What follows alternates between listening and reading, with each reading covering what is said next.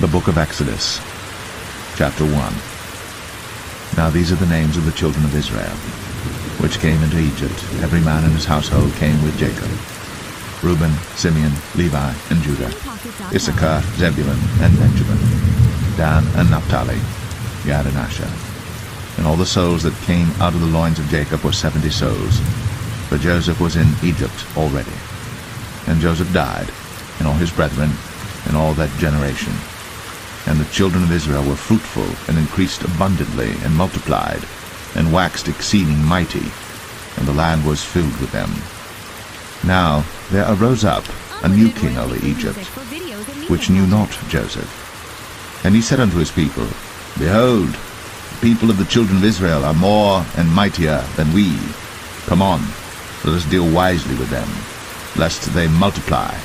And it come to pass, that when there falleth out any war, they join also unto our enemies, and fight against us, and so get them up out of the land. Therefore they did set over them taskmasters, to afflict them with their burdens. And they built for Pharaoh treasure cities, Pithom and Ramses. But the more they afflicted them, the more they multiplied and grew, and they were grieved because of the children of Israel. And the Egyptians made the children of Israel to serve with rigor, and they made their lives bitter with hard bondage in mortar and in brick and in all manner of service in the field. All their service wherein they made them serve was with rigor. And the king of Egypt spake to the Hebrew midwives, of which the name of the one was Shiphrah, and the name of the other Puah. And he said, When ye do the office of a midwife to the Hebrew women, and see them upon the stools, if it be a son, then ye shall kill him. But if it be a daughter, then she shall live. But the midwives feared God, and did not as the king of Egypt commanded them, but saved the men children alive. And the king of Egypt called for the midwives, and said unto them, Why have ye done this thing, and have saved the men children alive? And the midwives said unto Pharaoh, Because the Hebrew women are not as the Egyptian women, for they are lively, and are delivered ere the midwives come in unto them. Therefore God dealt well with the midwives, and the people multiplied, and waxed very mighty. And it came to pass, because the midwives feared God, that he made them houses. And Pharaoh charged all his people, saying, Every son that is born ye shall cast into the river, and every daughter ye shall save alive.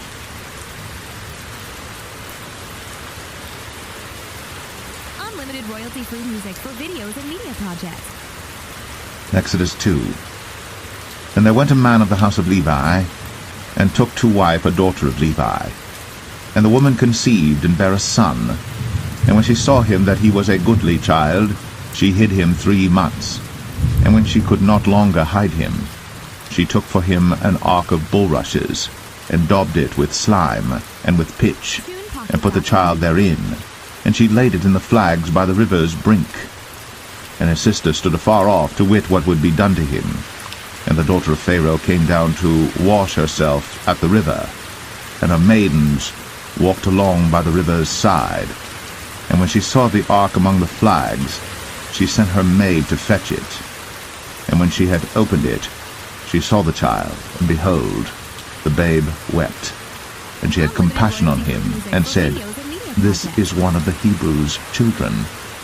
Then said his sister to Pharaoh's daughter, Shall I go and call to thee a nurse of the Hebrew women, that she may nurse the child for thee? And Pharaoh's daughter said to her, Go. And the maid went, and called the child's mother. And Pharaoh's daughter said unto her, Take this child away, and nurse it for me, and I will give thee thy wages. And the woman took the child, and nursed it. And the child grew, and she brought him unto Pharaoh's daughter, and he became her son. And she called his name Moses. And she said, Because I drew him out of the water. And it came to pass in those days, when Moses was grown, that he went out unto his brethren, and looked on their burdens. And he spied an Egyptian smiting an Hebrew, one of his brethren. And he looked this way and that way. And when he saw that there was no man, he slew the Egyptian, and hid him in the sand. And when he went out the second day, behold, 2 men of the Hebrews strove together. And he said to him that did the wrong, Wherefore smitest thou thy fellow? And he said, Who made thee a prince and a judge over us? Intendest thou to kill me, as thou killedst the Egyptian? And Moses feared, and said, Surely this thing is known. Now when Pharaoh heard this thing, he sought to slay Moses. But Moses fled from the face of Pharaoh, and dwelt in the land of Midian, and he sat down by a well. Now the priest of Midian had 7 daughters, and they came and drew water, and filled the troughs to water their father's flock. And the shepherds came and drove them away. But Moses stood up and helped them, and watered their flock. And when they came to Reuel their father, he said, How is it that ye are come so soon today? And they said, An Egyptian delivered us out of the hand of the shepherds, and also drew water enough for us, and watered the flock. And he said unto his daughters, And where is he? Why is it that ye have left the man? Call him, that he may eat bread. And Moses was content to dwell with the man. And he gave Moses Zipporah his daughter, and she bare him a son.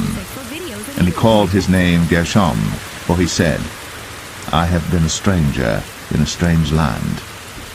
And it came to pass, in process of time, that the king of Egypt died, and the children of Israel sighed by reason of the bondage, and they cried, and their cry came up unto God by reason of the bondage. And God heard their groaning, and God remembered his covenant with Abraham, with Isaac, and with Jacob. And God looked upon the children of Israel, and God had respect unto them.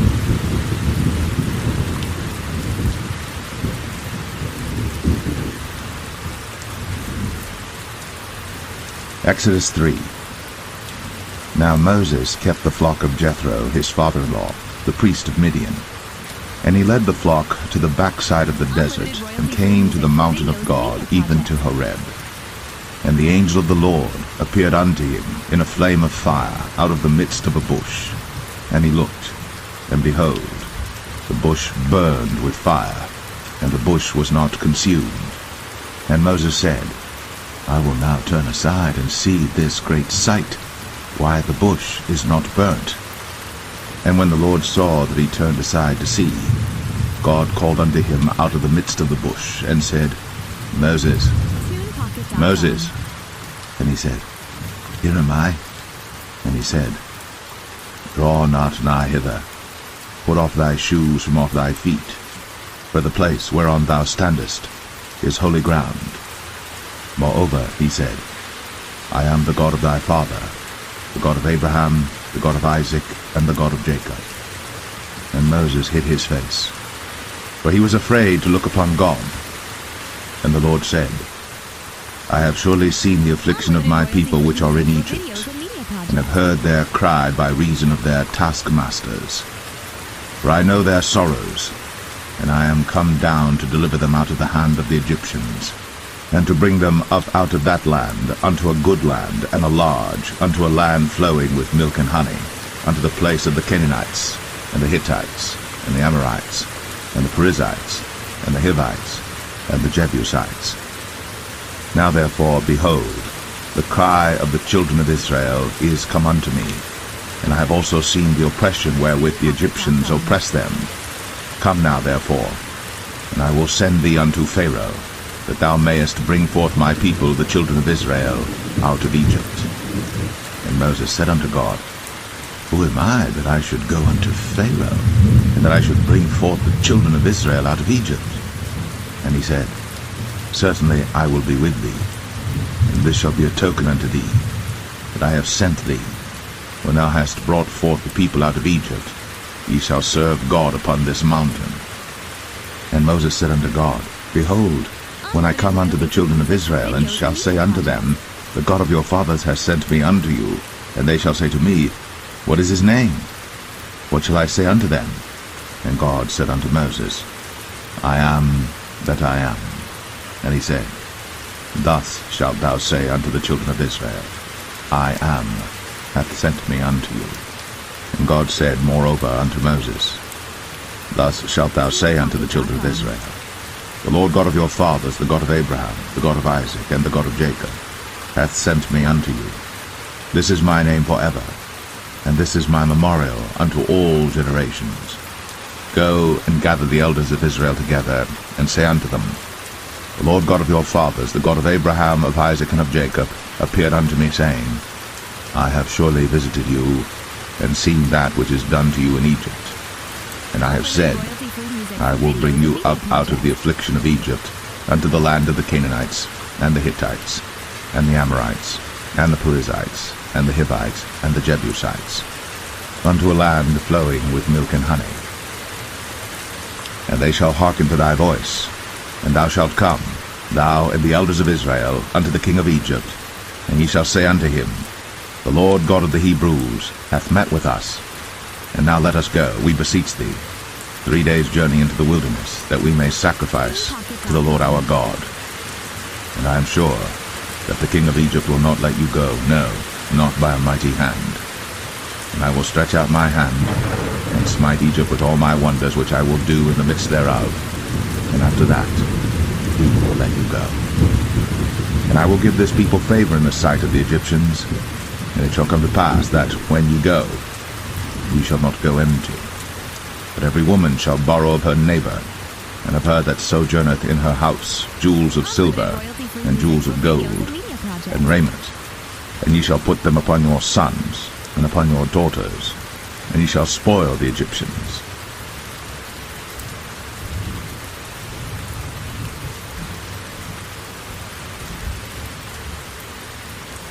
Exodus 4.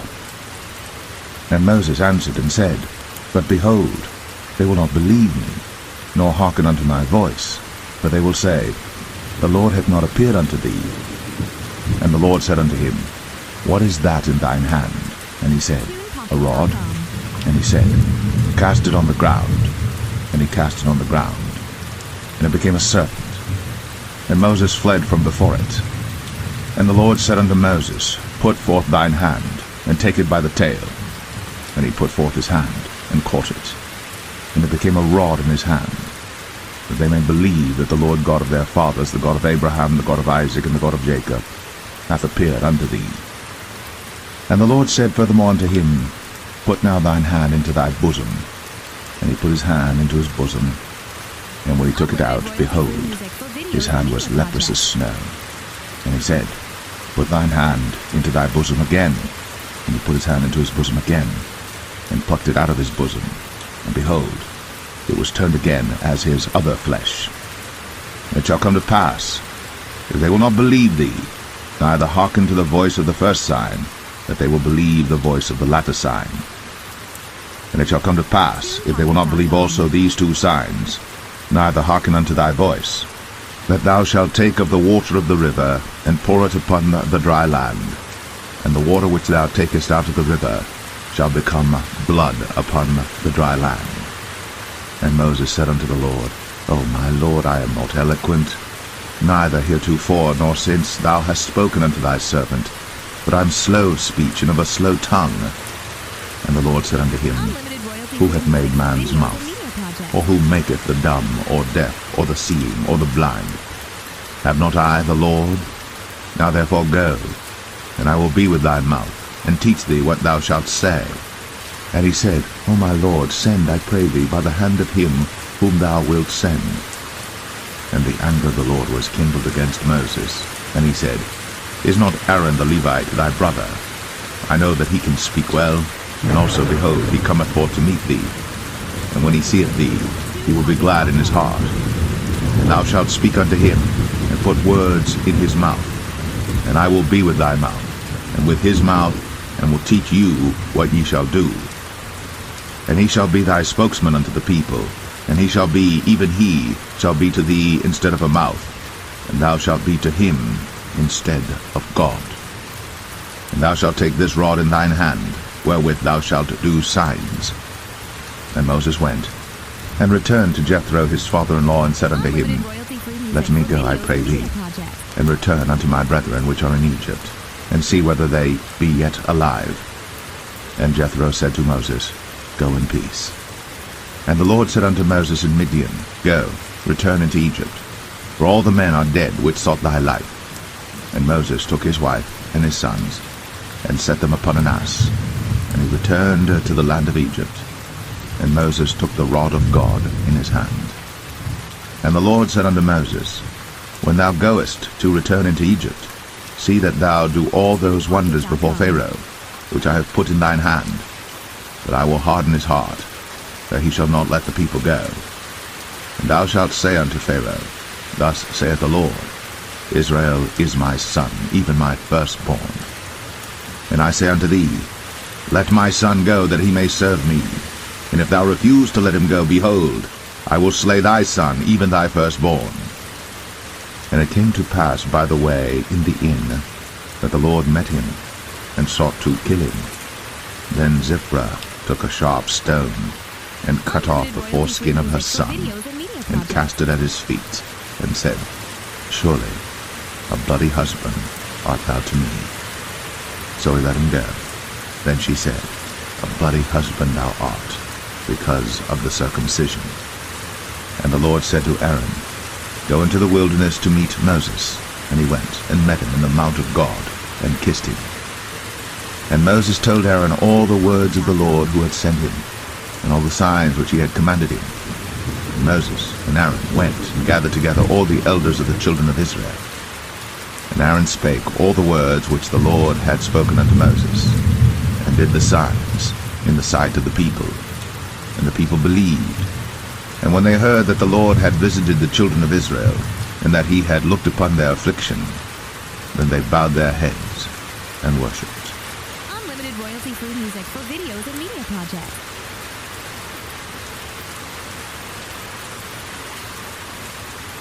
Exodus 5. And afterward Moses and Aaron went in, and told Pharaoh, Thus saith the Lord God of Israel, Let my people go, that they may hold a feast unto me in the wilderness.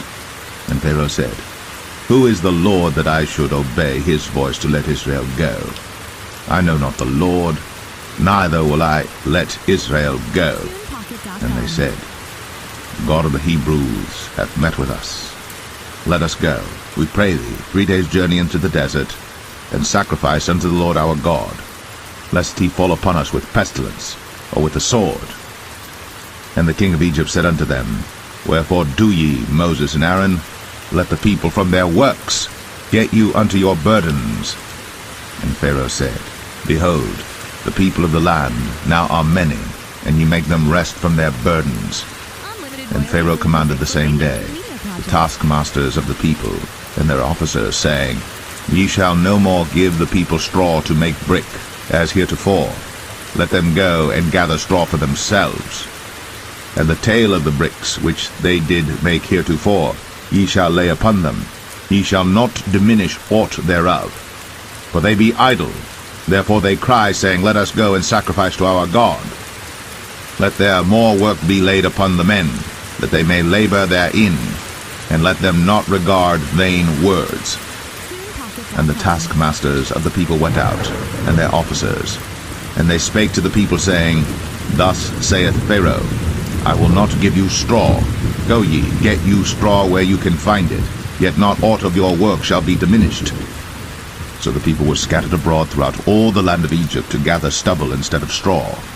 And the taskmasters hasted them, saying, Fulfill your works, your daily tasks, as when there was straw.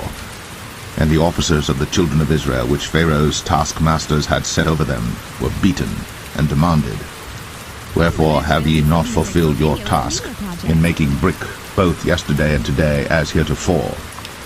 Then the officers of the children of Israel came and cried unto Pharaoh, saying, Wherefore dealest thou thus with thy servants? There is no straw given unto thy servants. And they say to us, Make brick. And behold, thy servants are beaten, but the fault is in thine own people. But he said, Ye are idle, ye are idle. Therefore ye say, Let us go and do sacrifice to the Lord. Go therefore now and work, for there shall no straw be given you, yet shall ye deliver the tale of bricks. And the officers of the children of Israel did see that they were in evil case, after it was said, Ye shall not minish aught from your bricks of your daily task. And they met Moses and Aaron, who stood in the way, as they came forth from Pharaoh. And they said unto them, The Lord look upon you and judge. because ye have made our savor to be abhorred in the eyes of Pharaoh, and in the eyes of his servants, to put a sword in their hand to slay us. And Moses returned unto the Lord, and said, Lord, wherefore hast thou so evil entreated this people? Why is it that thou hast sent me? For since I came to Pharaoh to speak in thy name, he hath done evil to this people, neither hast thou delivered thy people at all.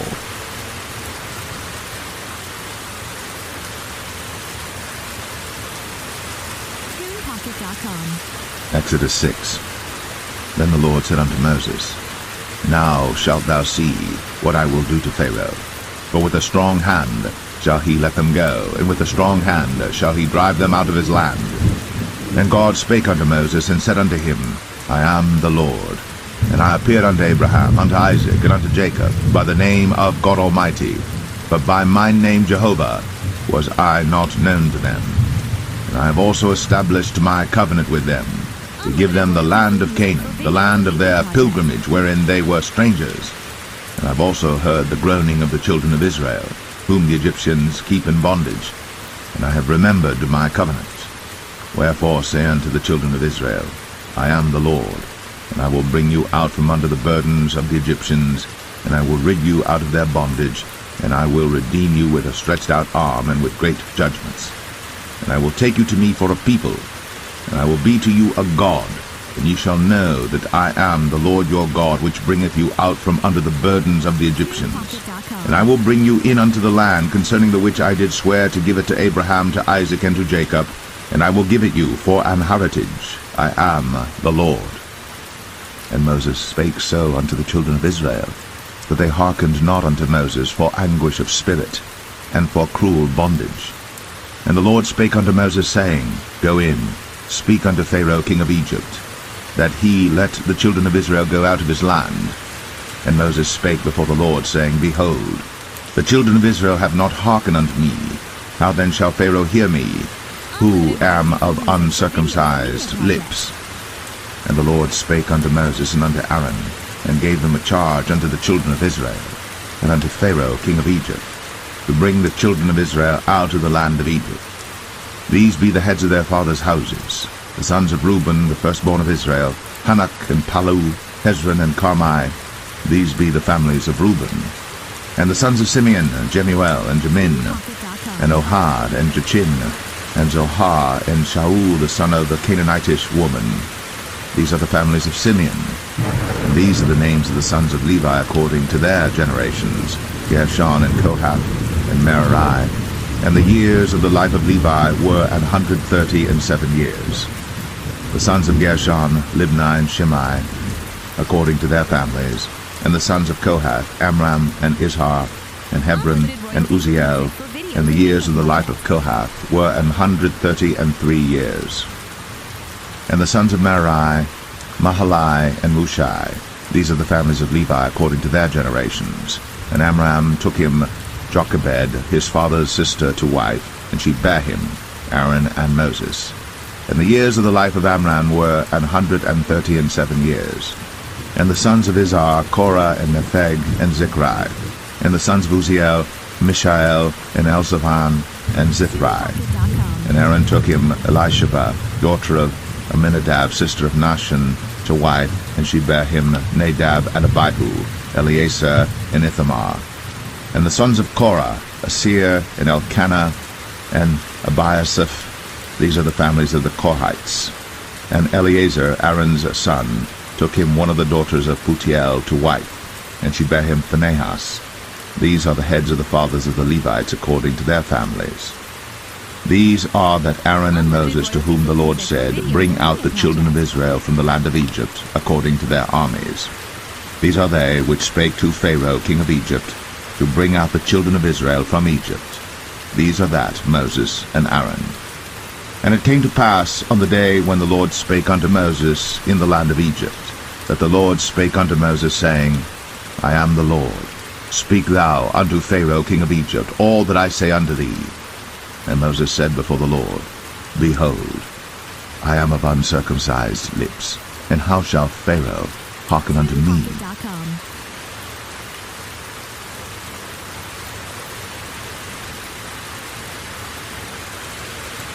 Exodus 7. And the Lord said unto Moses, See, I have made thee a god to Pharaoh, and Aaron thy brother shall be thy prophet. Thou shalt speak all that I command thee, and Aaron thy brother shall speak unto Pharaoh, that he send the children of Israel out of his land. And I will harden Pharaoh's heart, and multiply my signs and my wonders in the land of Egypt. But Pharaoh shall not hearken unto you, that I may lay my hand upon Egypt, and bring forth mine armies and my people the children of Israel out of the land of Egypt by great judgments. And the Egyptians shall know that I am the Lord, when I stretch forth mine hand upon Egypt, and bring out the children of Israel from among them. And Moses and Aaron did as the Lord commanded them, so did they. And Moses was 80 years old, and Aaron 83 years old, when they spake unto Pharaoh. And the Lord spake unto Moses and unto Aaron, saying, When Pharaoh shall speak unto you, saying, Show a miracle for you, then thou shalt say unto Aaron, Take thy rod, and cast it before Pharaoh, and it shall become a serpent. And Moses and Aaron went in unto Pharaoh, and they did so as the Lord had commanded. And Aaron cast down his rod before Pharaoh, and before his servants, and it became a serpent. Then Pharaoh also called the wise men and the sorcerers. Now the magicians of Egypt they also did in like manner with their enchantments. For they cast down every man his rod, and they became serpents. But Aaron's rod swallowed up their rods. And he hardened Pharaoh's heart, that he hearkened not unto them, as the Lord had said. And the Lord said unto Moses, Pharaoh's heart is hardened, he refuseth to let the people go. Get thee unto Pharaoh in the morning. Lo, he goeth out unto the water, and thou shalt stand by the river's brink against he come. And the rod which was turned to a serpent shalt thou take in thine hand. And thou shalt say unto him, The Lord God of the Hebrews hath sent me unto thee, saying, Let my people go, that they may serve me in the wilderness. And behold, hitherto thou wouldest not hear. Thus saith the Lord, In this thou shalt know that I am the Lord. Behold, I will smite with the rod that is in mine hand upon the waters which are in the river, and they shall be turned to blood. And the fish that is in the river shall die, and the river shall stink, and the Egyptians shall loathe to drink of the water of the river. And the Lord spake unto Moses, Say unto Aaron, Take thy rod, and stretch out thine hand upon the waters of Egypt, upon their streams, upon their rivers, and upon their ponds, and upon all their pools of water, that they may become blood, and that there may be blood throughout all the land of Egypt, both in vessels of wood and in vessels of stone. And Moses and Aaron did so, as the Lord commanded. And he lifted up the rod, and smote the waters that were in the river, in the sight of Pharaoh, and in the sight of his servants, and all the waters that were in the river were turned to blood. And the fish that was in the river died, and the river stank, and the Egyptians could not drink of the water of the river, and there was blood throughout all the land of Egypt. And the magicians of Egypt did so with their enchantments, and Pharaoh's heart was hardened, neither did he hearken unto them, as the Lord had said. And Pharaoh turned and went into his house, neither did he set his heart to this also.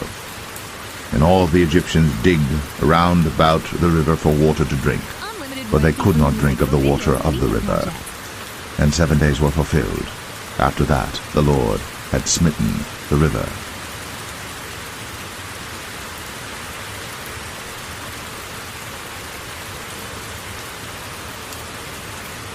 Exodus 8. And the Lord spake unto Moses, Go unto Pharaoh, and say unto him, Thus saith the Lord, Let my people go, that they may serve me. And if thou refuse to let them go, behold, I will smite all thy borders with frogs, and the river shall bring forth frogs abundantly, which shall go up and come into thine house, and into thy bedchamber, and upon thy bed, and into the house of thy servants, and upon thy people, and into thine ovens, and into thy kneading troughs. And the frogs shall come up both on thee, and upon thy people, and upon all thy servants. And the Lord spake unto Moses, Say unto Aaron, Stretch forth thine hand with thy rod over the streams, over the rivers, and over the ponds, and cause frogs to come up upon the land of Egypt. And Aaron stretched out his hand over the waters of Egypt, and the frogs came up, and covered the land of Egypt. And the magicians did so with their enchantments. and brought up frogs upon the land of Egypt. Then Pharaoh called for Moses and Aaron, and said, Entreat the Lord, that he may take away the frogs from me, and from my people, and I will let the people go, that they may do sacrifice unto the Lord. And Moses said unto Pharaoh, Glory over me, when shall I entreat for thee, and for thy servants, and for thy people, to destroy the frogs from thee, and thy houses, that they may remain in the river only? And he said, Tomorrow. And he said, Be it according to thy word, that thou mayest know that there is none like unto the Lord our God. And the frogs shall depart from thee, and from thy houses, and from thy servants, and from thy people. They shall remain in the river only. And Moses and Aaron went out from Pharaoh, and Moses cried unto the Lord because of the frogs, which he had brought against Pharaoh. And the Lord did according to the word of Moses, and the frogs died out of the houses, out of the villages, and out of the fields. And they gathered them together upon heaps, and the land stank. But when Pharaoh saw that there was respite, he hardened his heart, and hearkened not unto them, as the Lord had said. And the Lord said unto Moses, Say unto Aaron, Stretch out thy rod, and smite the dust of the land, that it may become lice throughout all the land of Egypt. And they did so.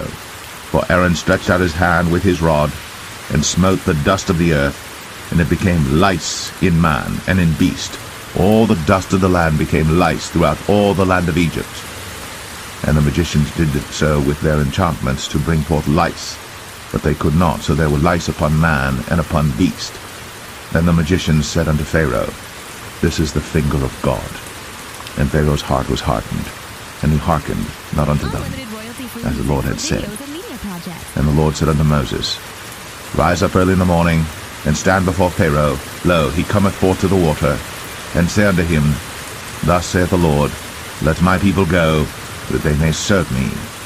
Else, if thou wilt not let my people go, behold, I will send swarms of flies upon thee, and upon thy servants, and upon thy people, and into thy houses, and the houses of the Egyptians shall be full of swarms of flies, and also the ground whereon they are. And I will sever in that day the land of Goshen, in which my people dwell, that no swarms of flies shall be there, to the end thou mayest know that I am the Lord in the midst of the earth. And I will put a division between my people and thy people. Tomorrow shall this sign be. And the Lord did so. And there came a grievous swarm of flies into the house of Pharaoh, and into his servants' houses, and into all the land of Egypt. The land was corrupted by reason of the swarm of flies. And Pharaoh called for Moses and for Aaron, and said, Go ye, sacrifice to your God in the land. And Moses said, It is not meet so to do, for we shall sacrifice the abomination of the Egyptians to the Lord our God. Lo, shall we sacrifice the abomination of the Egyptians before their eyes? And will they not stone us? We will go 3 days' journey into the wilderness, and sacrifice to the Lord our God, as he shall command us. And Pharaoh said, I will let you go, that ye may sacrifice to the Lord your God in the wilderness. Only ye shall not go very far away. Entreat for me. And Moses said, Behold, I go out from thee, and I will entreat the Lord that the swarms of flies may depart from Pharaoh, from his servants, and from his people tomorrow. But let not Pharaoh deal deceitfully any more, not letting the people go to sacrifice to the Lord. And Moses went out from Pharaoh, and entreated the Lord. And the Lord did according to the word of Moses, and he removed the swarms of flies from Pharaoh, from his servants, and from his people. There remained not one. And Pharaoh hardened his heart at this time also, neither would he let the people go.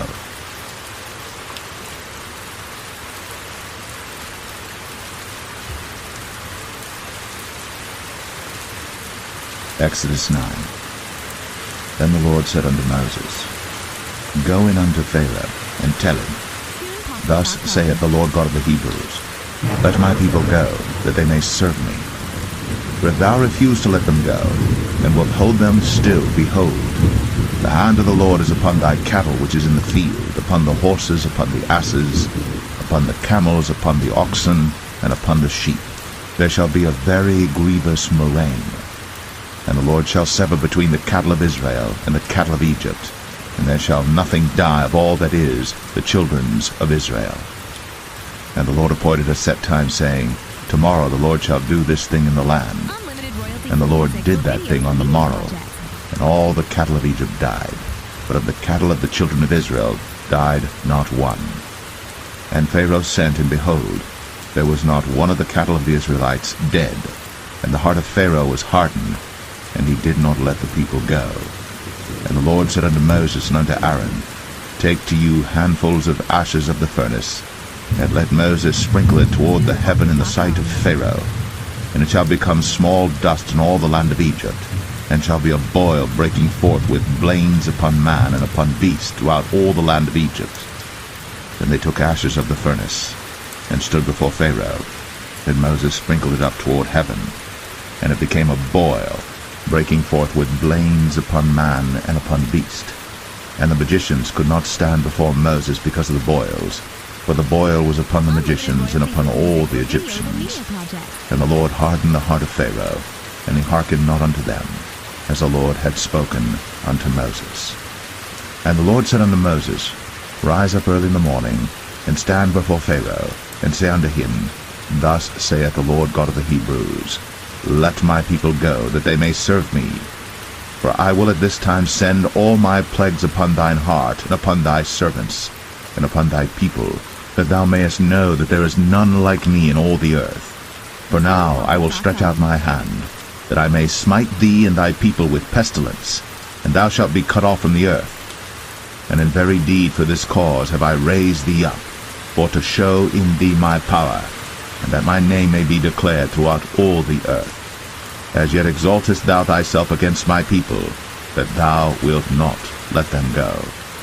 Behold, tomorrow about this time I will cause it to rain a very grievous hail, such as hath not been in Egypt since the foundation thereof even until now. Send therefore now, and gather thy cattle, and all that thou hast in the field. For upon every man and beast which shall be found in the field, and shall not be brought home, the hail shall come down upon them, and they shall die. He that feared the word of the Lord among the servants of Pharaoh made his servants and his cattle flee into the houses. And he that regarded not the word of the Lord left his servants and his cattle in the field. And the Lord said unto Moses, Stretch forth thine hand toward heaven, that there may be hail in all the land of Egypt, upon man, and upon beast, and upon every herb of the field, throughout the land of Egypt. And Moses stretched forth his rod toward heaven, and the Lord sent thunder and hail, and the fire ran along upon the ground, and the Lord rained hail upon the land of Egypt. So there was hail, and fire mingled with the hail, very grievous, such as there was none like it in all the land of Egypt since it became a nation. And the hail smote throughout all the land of Egypt all that was in the field, both man and beast. And the hail smote every herb of the field, and brake every tree of the field. Only in the land of Goshen, where the children of Israel were, was there no hail. And Pharaoh sent and called for Moses and Aaron, and said unto them, I have sinned at this time. The Lord is righteous, and I and my people are wicked. Entreat the Lord, for it is enough that there be no more mighty thunderings and hail, and I will let you go, and ye shall stay no longer. And Moses said unto him, As soon as I am gone out of the city, I will spread abroad my hands unto the Lord, and the thunder shall cease, neither shall there be any more hail, that thou mayest know how that the earth is the Lord's. But as for thee and thy servants, I know that ye will not yet fear the Lord God.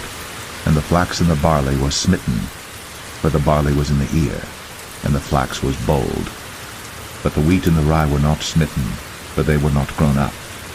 And Moses went out of the city from Pharaoh, and spread abroad his hands unto the Lord, and the thunders and hail ceased, and the rain was not poured upon the earth. And when Pharaoh saw that the rain and the hail and the thunders were ceased, he sinned yet more, and hardened his heart, he and his servants.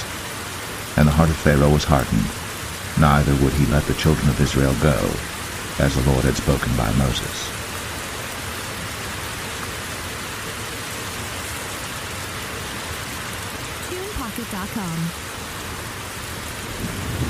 Exodus 10.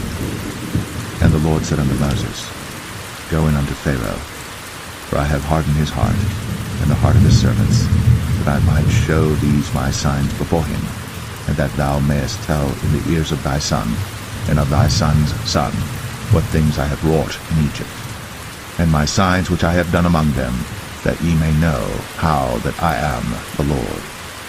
And Moses and Aaron came in unto Pharaoh, and said unto him, Thus saith the Lord God of the Hebrews, How long wilt thou refuse to humble thyself before me? Let my people go, that they may serve me. Else, if thou refuse to let my people go, behold, tomorrow will I bring the locusts into thy coast, and they shall cover the face of the earth, that one cannot be able to see the earth. And they shall eat the residue of that which is escaped, which remaineth unto you from the hail, and shall eat every tree which groweth for you out of the field. And they shall fill thy houses, and the houses of all thy servants, and the houses of all the Egyptians, which neither thy fathers nor thy fathers' fathers have seen, since the day that they were upon the earth unto this day. And he turned himself, and went out from Pharaoh. And Pharaoh's servants said unto him, How long shall this man be a snare unto us? Let the men go, that they may serve the Lord their God. Knowest thou not yet that Egypt is destroyed? And Moses and Aaron were brought again unto Pharaoh, and he said unto them, Go, serve the Lord your God. But who are they that shall go? And Moses said, We will go with our young and with our old, with our sons and with our daughters, with our flocks and with our herds will we go, for we must hold a feast unto the Lord. And he said unto them, Let the Lord be so with you, as I will let you go, and your little ones. Look to it, for evil is before you. Not so. Go now, ye that are men, and serve the Lord, for that ye did desire. And they were driven out from Pharaoh's presence. And the Lord said unto Moses, Stretch out thine hand over the land of Egypt for the locusts, that they may come up upon the land of Egypt, and eat every herb of the land, even all that the hail hath left. And Moses stretched forth his rod over the land of Egypt. And the Lord brought an east wind upon the land all that day, and all that night. And when it was morning, the east wind brought the locusts. And the locusts went up over all the land of Egypt, and rested in all the coasts of Egypt. Very grievous were they. Before them there were no such locusts as they, neither after them shall be such. For they covered the face of the whole earth, so that the land was darkened, and they did eat every herb of the land, and all the fruit of the trees which the hail had left.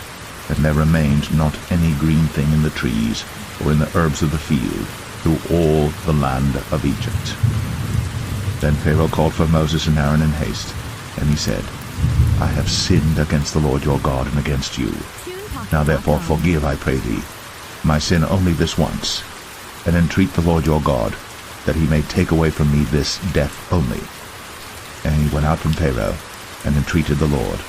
And the Lord turned a mighty strong west wind, which took away the locusts, and cast them into the Red Sea. There remained not one locust in all the coasts of Egypt. But the Lord hardened Pharaoh's heart, so that he would not let the children of Israel go. And the Lord said unto Moses, Stretch out thine hand toward heaven, that there may be darkness over the land of Egypt, even darkness which may be felt. And Moses stretched forth his hand toward heaven, and there was a thick darkness in all the land of Egypt 3 days. They saw not one another, neither rose any from his place for 3 days. But all the children of Israel had light in their dwellings. And Pharaoh called unto Moses and said, Go ye, serve the Lord. Only let your flocks and your herds be stayed. Let your little ones also go with you. And Moses said, Thou must give us also sacrifices and burnt offerings, that we may sacrifice unto the Lord our God. Our cattle also shall go with us. There shall not an hoof be left behind, for thereof must we take to serve the Lord our God, and we know not with what we must serve the Lord until we come thither. But the Lord hardened Pharaoh's heart, and he would not let them go. And Pharaoh said unto him, Get thee from me, take heed to thyself, see my face no more, for in that day thou seest my face, thou shalt die. And Moses said, Thou hast spoken well. I will see thy face again no more.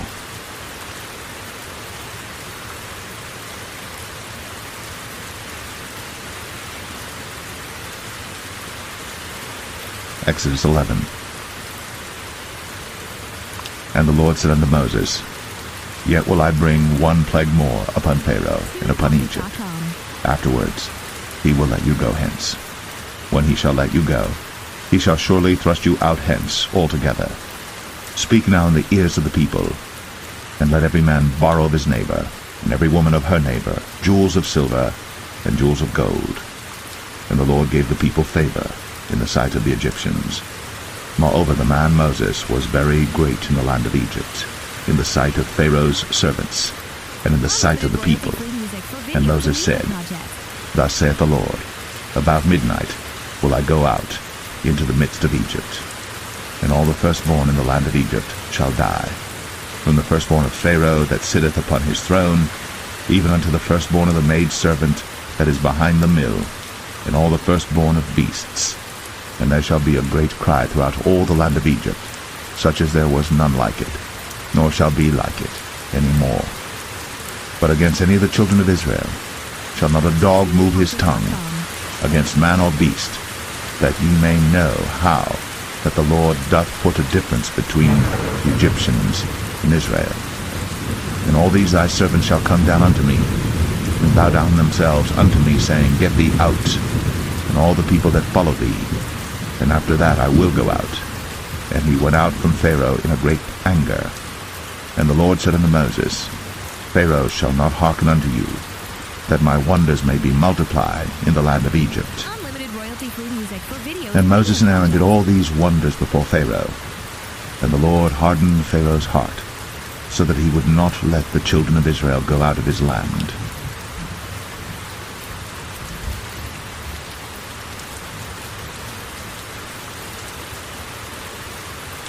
Exodus 12. And the Lord spake unto Moses and Aaron in the land of Egypt, saying, This month shall be unto you the beginning of months. It shall be the first month of the year to you. Speak ye unto all the congregation of Israel, saying, In the 10th day of this month they shall take to them every man a lamb, according to the house of their fathers, a lamb for an house. And if the household be too little for the lamb, let him and his neighbor next unto his house take it according to the number of the souls. Every man according to his eating shall make your count for the lamb. Your lamb shall be without blemish, a male of the first year. Ye shall take it out from the sheep or from the goats. And ye shall keep it up until the 14th day of the same month. And the whole assembly of the congregation of Israel shall kill it in the evening. And they shall take of the blood, and strike it on the 2 side posts, and on the upper door post of the houses wherein they shall eat it. And they shall eat the flesh in that night, roast with fire, and unleavened bread, and with bitter herbs they shall eat it. Eat not of it raw, nor sodden it all with water, but roast with fire, his head with his legs, and with the purtenance thereof. And ye shall let nothing of it remain until the morning. And that which remaineth of it until the morning ye shall burn with fire. And thus shall ye eat it, with your loins girded, your shoes on your feet, and your staff in your hand. And ye shall eat it in haste. It is the Lord's Passover. For I will pass through the land of Egypt this night, and will smite all the firstborn in the land of Egypt, both man and beast. And against all the gods of Egypt I will execute judgment. I am the Lord. And the blood shall be to you for a token upon the houses where ye are. And when I see the blood, I will pass over you, and the plague shall not be upon you to destroy you, when I smite the land of Egypt. And this day shall be unto you for a memorial, and ye shall keep it a feast to the Lord throughout your generations. Ye shall keep it a feast by an ordinance forever. 7 days shall ye eat unleavened bread. Even the first day ye shall put away leaven out of your houses. For whosoever eateth leavened bread from the first day until the 7th day, that soul shall be cut off from Israel. And in the first day there shall be an holy convocation, and in the 7th day there shall be an holy convocation to you. No manner of work shall be done in them, save that which every man must eat, that only may be done of you. And ye shall observe the feast of unleavened bread. For in this selfsame day have I brought your armies out of the land of Egypt. Therefore shall ye observe this day in your generations by an ordinance forever. In the 1st month, on the 14th day of the month at even, ye shall eat unleavened bread, until the 21st day of the month at even. 7 days shall there be no leaven found in your houses. For whosoever eateth that which is leavened, even that soul shall be cut off from the congregation of Israel, whether he be a stranger or born in the land. Ye shall eat nothing leavened. In all your habitations shall ye eat unleavened bread. Then Moses called for all the elders of Israel, and said unto them, Draw out, and take you a lamb according to your families, and kill the Passover. And ye shall take a bunch of hyssop, and dip it in the blood that is in the basin, and strike the lintel and the 2 side posts with the blood that is in the basin, and none of you shall go out at the door of his house until the morning. For the Lord will pass through to smite the Egyptians. And when he seeth the blood upon the lintel, and on the 2 side posts, the Lord will pass over the door, and will not suffer the destroyer to come in unto your houses to smite you. And ye shall observe this thing for an ordinance to thee, and to thy sons, forever. And it shall come to pass, when ye be come to the land which the Lord will give you, according as he hath promised, that ye shall keep this service. And it shall come to pass, when your children shall say unto you, What mean ye by this service? That ye shall say, It is the sacrifice of the Lord's Passover, who passed over the houses of the children of Israel in Egypt, when he smote the Egyptians, and delivered our houses. And the people bowed the head, and worshipped. And the children of Israel went away, and did, as the Lord had commanded Moses and Aaron, so did they. And it came to pass that at midnight the Lord smote all the firstborn in the land of Egypt, from the firstborn of Pharaoh that sat on his throne unto the firstborn of the captive that was in the dungeon, and all the firstborn of cattle. And Pharaoh rose up in the night, he and all his servants and all the Egyptians, and there was a great cry in Egypt, for there was not a house where there was not one dead. And he called for Moses and Aaron by night, and said, Rise up, and get you forth from among my people, both ye and the children of Israel, and go, serve the Lord, as ye have said. Also take your flocks and your herds, as ye have said, and be gone, and bless me also. And the Egyptians were urgent upon the people, that they might send them out of the land in haste. For they said, We be all dead men. And the people took their dough before it was leavened, their kneading troughs being bound up in their clothes upon their shoulders. And the children of Israel did according to the word of Moses. And they borrowed of the Egyptians jewels of silver, and jewels of gold, and raiment. And the Lord gave the people favor in the sight of the Egyptians, so that they lent unto them such things as they required, and they spoiled the Egyptians.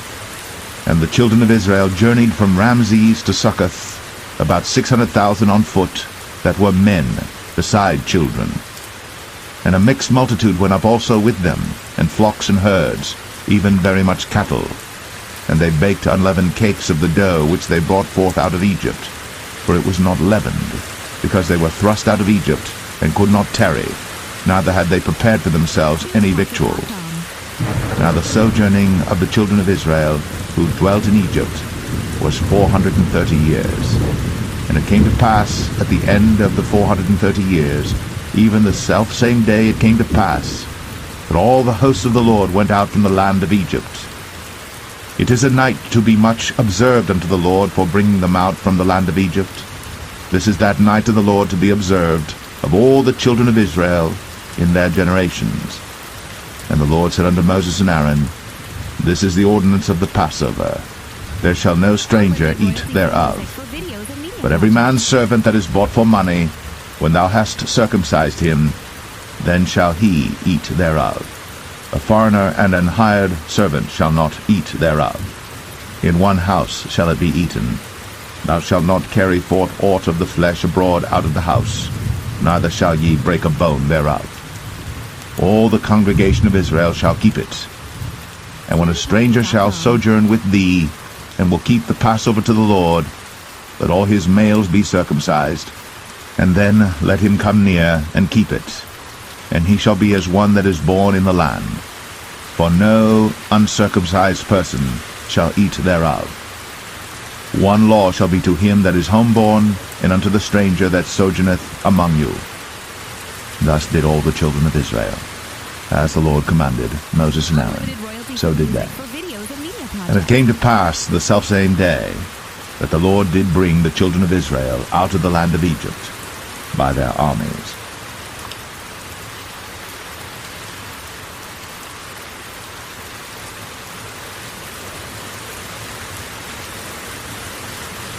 Exodus 13. And the Lord spake unto Moses, saying, Sanctify unto me all the firstborn, whatsoever openeth the womb among the children of Israel, both of man and of beast, it is mine.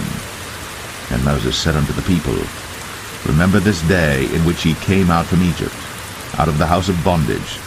For by strength of hand the Lord brought you out from this place. There shall no leavened bread be eaten.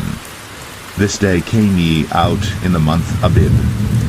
And it shall be, when the Lord shall bring thee into the land of the Canaanites, and the Hittites, and the Amorites, and the Hivites, and the Jebusites, which he sware unto thy fathers to give thee, a land flowing with milk and honey, that thou shalt keep this service in this month. 7 days thou shalt eat unleavened bread, and in the 7th day shall be a feast to the Lord. Unleavened bread shall be eaten 7 days, and there shall no leavened bread be seen with thee, neither shall there be leaven seen with thee in all thy quarters. And thou shalt show thy son in that day, saying, This is done because of that which the Lord did unto me, when I came forth out of Egypt. And it shall be for a sign unto thee upon thine hand, and for a memorial between thine eyes, that the Lord's law may be in thy mouth. For with a strong hand hath the Lord brought thee out of Egypt. Thou shalt therefore keep this ordinance in his season from year to year. And it shall be, when the Lord shall bring thee into the land of the Canaanites, as he sware unto thee and to thy fathers, and shall give it thee, that thou shalt set apart unto the Lord all that openeth the matrix, and every firstling that cometh of a beast which thou hast, the males shall be the Lord's. And every firstling of an ass thou shalt redeem with a lamb, and if thou wilt not redeem it, then thou shalt break his neck. And all the firstborn of man among thy children shalt thou redeem. And it shall be, when thy son asketh thee in time to come, saying, What is this? That thou shalt say unto him, By strength of hand the Lord brought us out from Egypt, from the house of bondage. And it came to pass, when Pharaoh would hardly let us go, that the Lord slew all the firstborn in the land of Egypt, both the firstborn of man and the firstborn of beast. Therefore I sacrifice to the Lord all that openeth the matrix, being males, but all the firstborn of my children I redeem. And shall be for a token upon thine hand, and for frontlets between thine eyes. For by strength of hand the Lord brought us forth out of Egypt. And it came to pass, when Pharaoh had let the people go, that God led them not through the way of the land of the Philistines, although that was near, for God said, Lest peradventure the people repent when they see war, and they return to Egypt. For God led the people about through the way of the wilderness of the Red Sea. And the children of Israel went up harnessed out of the land of Egypt. And Moses took the bones of Joseph with him, for he had straitly sworn the children of Israel, saying, God will surely visit you, and ye shall carry up my bones away hence with you. And they took their journey from Succoth, and encamped in Etham in the edge of the wilderness. And the Lord went before them by day in a pillar of a cloud, to lead them the way, and by night in a pillar of fire, to give them light, to go by day and night. He took not away the pillar of the cloud by day, nor the pillar of fire by night, from before the people.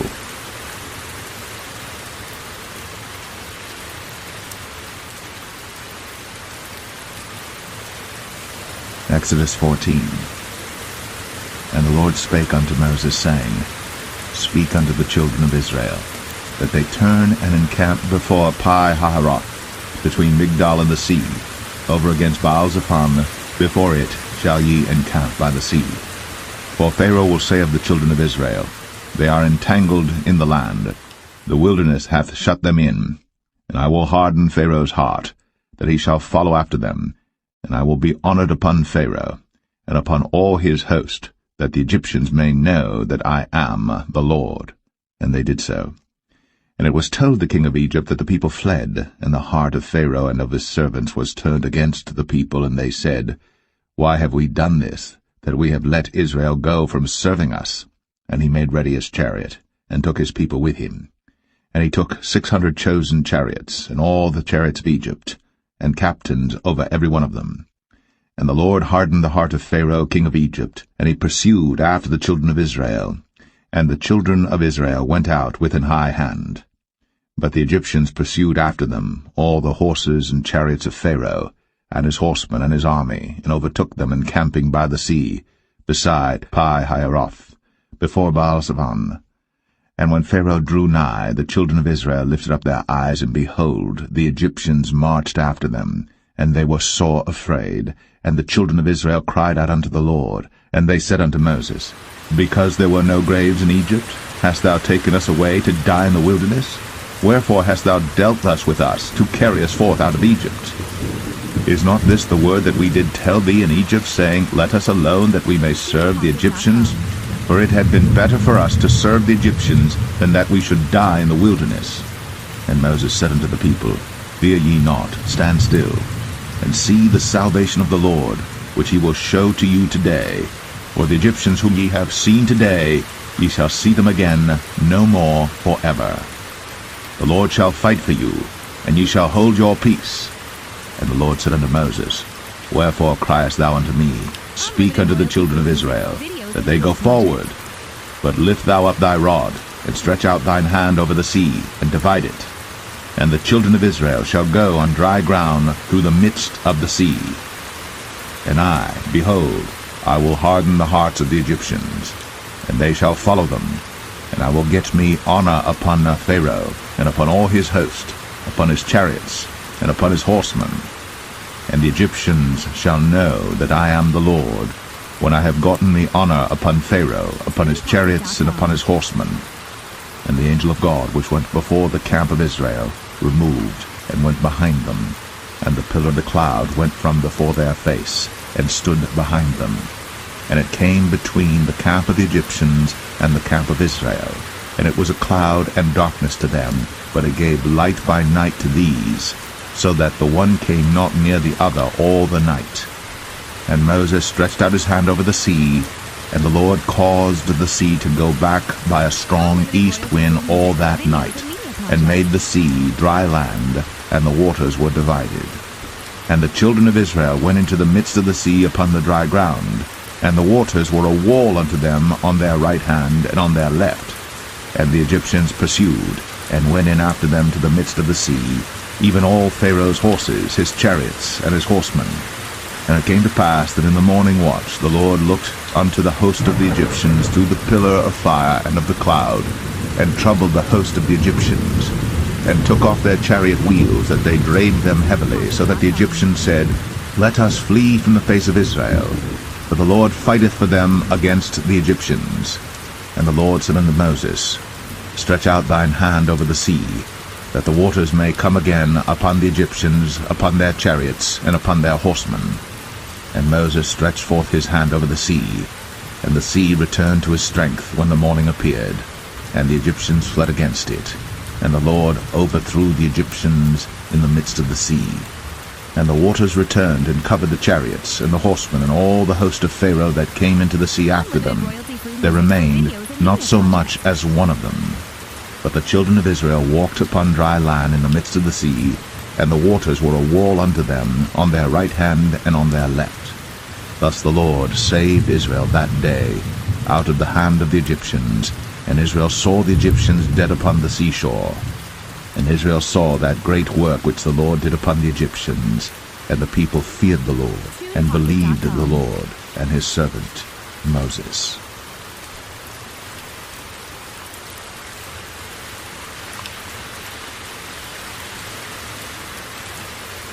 Exodus 15. Then sang Moses and the children of Israel this song unto the Lord, and spake, saying, I will sing unto the Lord, for he hath triumphed gloriously. The horse and his rider hath he thrown into the sea. The Lord is my strength and song, and he is become my salvation. He is my God, and I will prepare him an habitation, my father's God, and I will exalt him. The Lord is a man of war, the Lord is his name. Pharaoh's chariots and his host hath he cast into the sea. His chosen captains also are drowned in the Red Sea.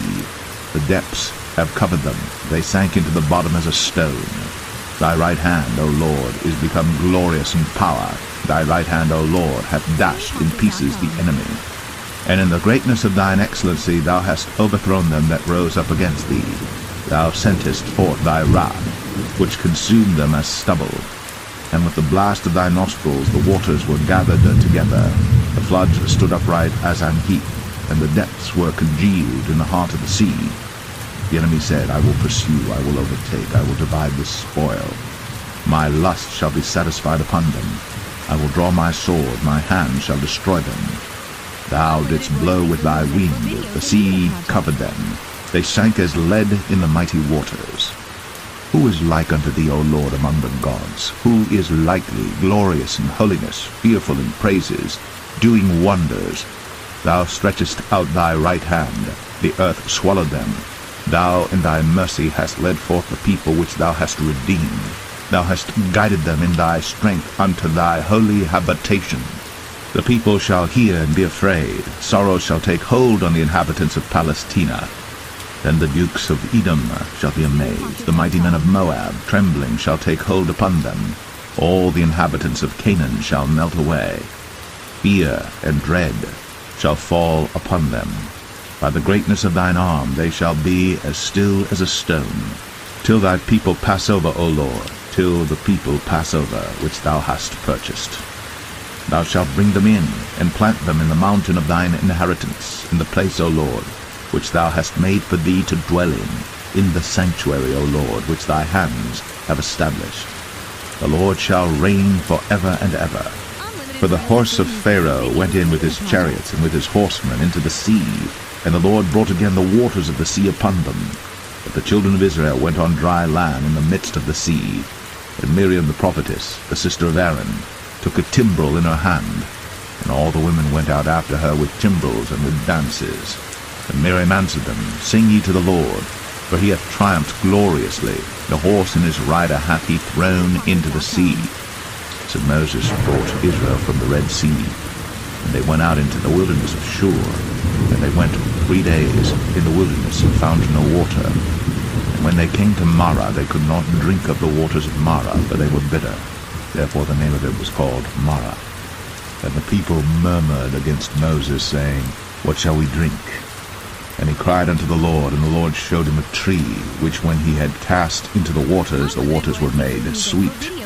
There he made for them a statute and an ordinance, and there he proved to them, and said, If thou wilt diligently hearken to the voice of the Lord thy God, and wilt do that which is right in his sight, and wilt give ear to his commandments, and keep all his statutes, I will put none of these diseases upon thee, which I have brought upon the Egyptians, for I am the Lord that healeth thee. And they came to Elim, where were 12 wells of water, and 70 palm trees, and they encamped there by the waters.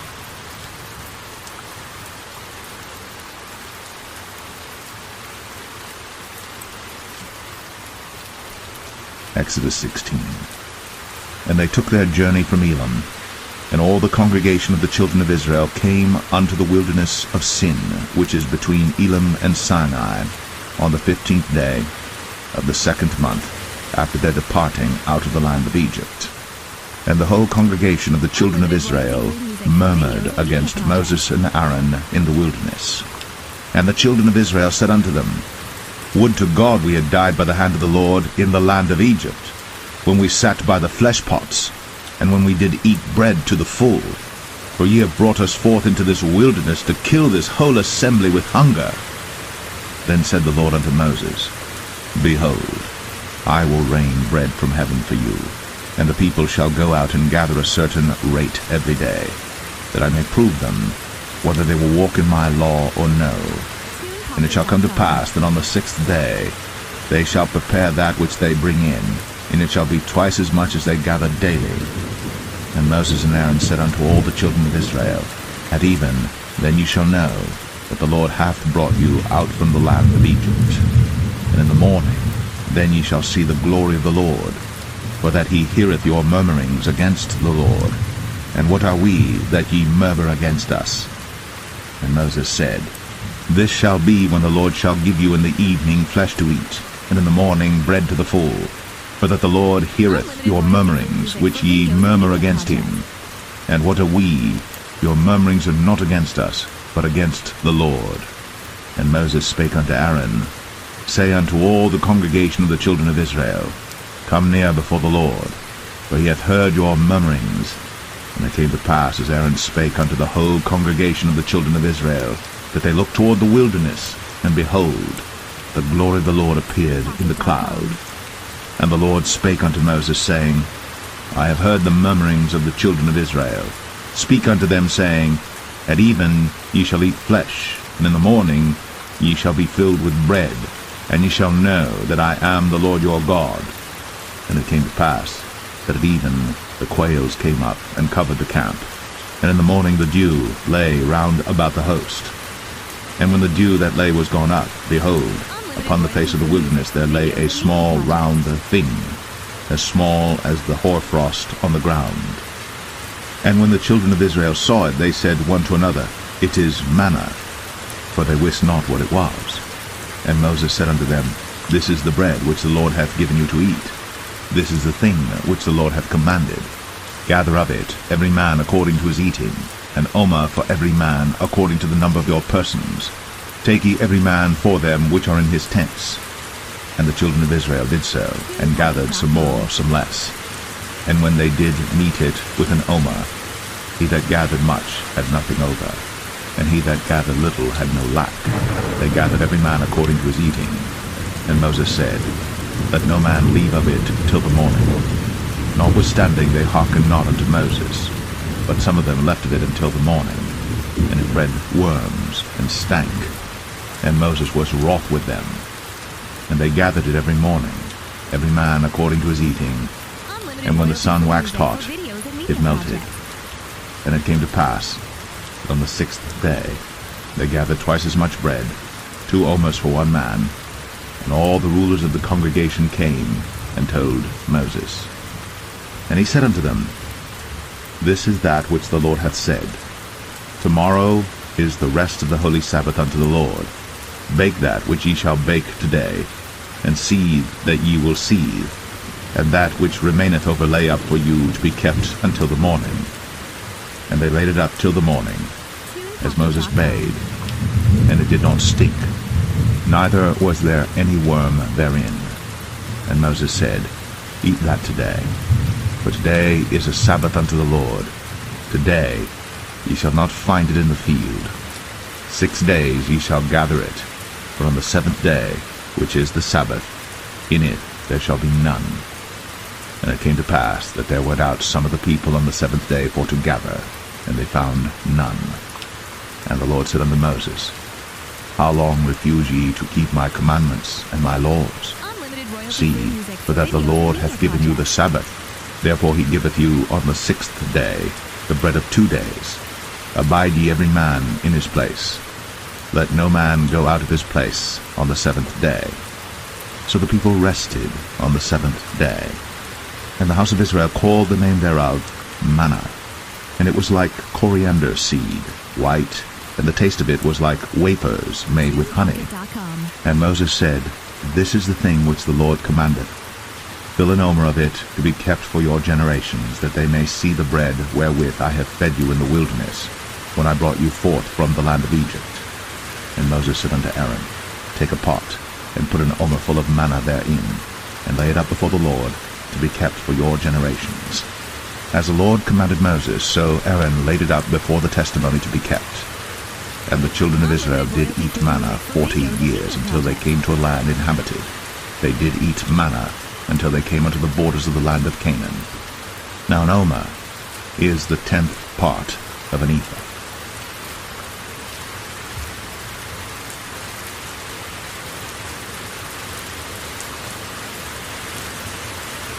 Exodus 17. And all the congregation of the children of Israel journeyed from the wilderness of Sin after their journeys, according to the commandment of the Lord, and pitched in Rephidim. And there was no water for the people to drink. Wherefore the people did chide with Moses, and said, Give us water that we may drink. And Moses said unto them, Why chide ye with me? Wherefore do ye tempt the Lord? And the people thirsted there for water. And the people murmured against Moses, and said, Wherefore is it that thou hast brought us up out of Egypt, to kill us, and our children, and our cattle with thirst? And Moses cried unto the Lord, saying, What shall I do unto this people? They be almost ready to stone me. And the Lord said unto Moses, Go on before the people, and take with thee of the elders of Israel, and thy rod wherewith thou smotest the river, take in thine hand, and go. Behold, I will stand before thee there upon the rock in Horeb, and thou shalt smite the rock. And there shall come water out of it, that the people may drink. And Moses did so in the sight of the elders of Israel. And he called the name of the place Massah and Meribah, because of the chiding of the children of Israel, and because they tempted the Lord, saying, Is the Lord among us or not? Then came Amalek and fought with Israel in Rephidim. And Moses said unto Joshua, Choose us out men, and go out, fight with Amalek. Tomorrow I will stand on the top of the hill with the rod of God in mine hand. So Joshua did as Moses had said to him, and fought with Amalek. And Moses, Aaron, and Hur went up to the top of the hill. And it came to pass, when Moses held up his hand, that Israel prevailed. And when he let down his hand, Amalek prevailed. But Moses' hands were heavy, and they took a stone and put it under him, and he sat thereon. And Aaron and Hur stayed up his hands, the one on the one side, and the other on the other side. And his hands were steady until the going down of the sun. And Joshua discomfited Amalek and his people with the edge of the sword. And the Lord said unto Moses, Write this for a memorial in a book, and rehearse it in the ears of Joshua. For I will utterly put out the remembrance of Amalek from under heaven. And Moses built an altar, and called the name of it Jehovah Nissi. For he said, Because the Lord has sworn that the Lord will have war with Amalek from generation to generation.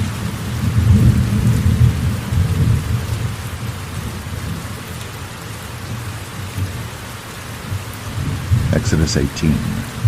When Jethro, the priest of Midian, Moses' father-in-law, heard of all that God had done for Moses, and for Israel his people, and that the Lord had brought Israel out of Egypt, then Jethro, Moses' father-in-law, took Zipporah, Moses' wife, after he'd sent her back, and her 2 sons, of which the name of the one was Gershom, for he said, I have been an alien in a strange land. And the name of the other was Eleazar, for the God of my father, said he, was mine help, and delivered me from the sword of Pharaoh. And Jethro, Moses' father-in-law, came with his sons and his wife unto Moses into the wilderness, where he encamped at the mount of God. And he said unto Moses, I thy father-in-law Jethro am come unto thee, and thy wife and her 2 sons with her. And Moses went out to meet his father-in-law, and did obeisance, and kissed him. And they asked each other of their welfare, and they came into the tent. And Moses told his father-in-law all that the Lord had done unto Pharaoh, and to the Egyptians for Israel's sake, and all the travail that had come upon them by the way, and how the Lord delivered them. And Jethro rejoiced for all the goodness which the Lord had done to Israel, whom he had delivered out of the hand of the Egyptians. And Jethro said, Blessed be the Lord, who hath delivered you out of the hand of the Egyptians, and out of the hand of Pharaoh, who hath delivered the people from under the hand of the Egyptians. Now I know that the Lord is greater than all gods, for in the thing wherein they dealt proudly he was above them. And Jethro, Moses' father-in-law, took a burnt offering and sacrifices for God. And Aaron came, and all the elders of Israel, to eat bread with Moses' father-in-law before God. And it came to pass on the morrow that Moses sat to judge the people, and the people stood by Moses from the morning unto the evening. And when Moses' father-in-law saw all that he did to the people, he said, What is this thing that thou doest to the people? Why sittest thou thyself alone, and all the people stand by thee from morning unto even? And Moses said unto his father-in-law, Because the people come unto me to inquire of God. When they have a matter they come unto me, and I judge between one and another, and I do make them know the statutes of God and his laws. And Moses' father-in-law said unto him, The thing that thou doest is not good. Thou wilt surely wear away both thou and this people that is with thee. For this thing is too heavy for thee. Thou art not able to perform it thyself alone. Hearken now unto my voice. I will give thee counsel, and God shall be with thee. Be thou for the people too Godward, that thou mayest bring the causes unto God. And thou shalt teach them ordinances and laws, and shalt show them the way wherein they must walk, and the work that they must do. Moreover, thou shalt provide out of all the people able men, such as fear God, men of truth, hating covetousness, and place such over them to be rulers of thousands, and rulers of hundreds, rulers of 50s, and rulers of 10s. And let them judge the people at all seasons. And it shall be that every great matter they shall bring unto thee, but every small matter they shall judge. So shall it be easier for thyself, and they shall bear the burden with thee. If thou shalt do this thing, and God command thee so, then thou shalt be able to endure, and all this people shall also go to their place in peace. So Moses hearkened to the voice of his father-in-law, and did all that he had said. And Moses chose able men out of all Israel, and made them heads over the people, rulers of thousands, rulers of hundreds, rulers of 50s, and rulers of 10s. And they judged the people at all seasons. The hard causes they brought unto Moses, but every small matter they judged themselves. And Moses let his father-in-law depart, and he went his way into his own land.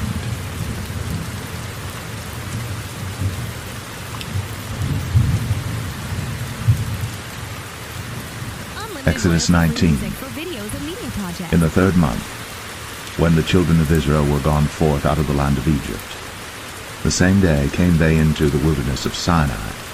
But they were departed from Rephidim, and were come to the desert of Sinai, and had pitched in the wilderness, and there Israel camped before the mount.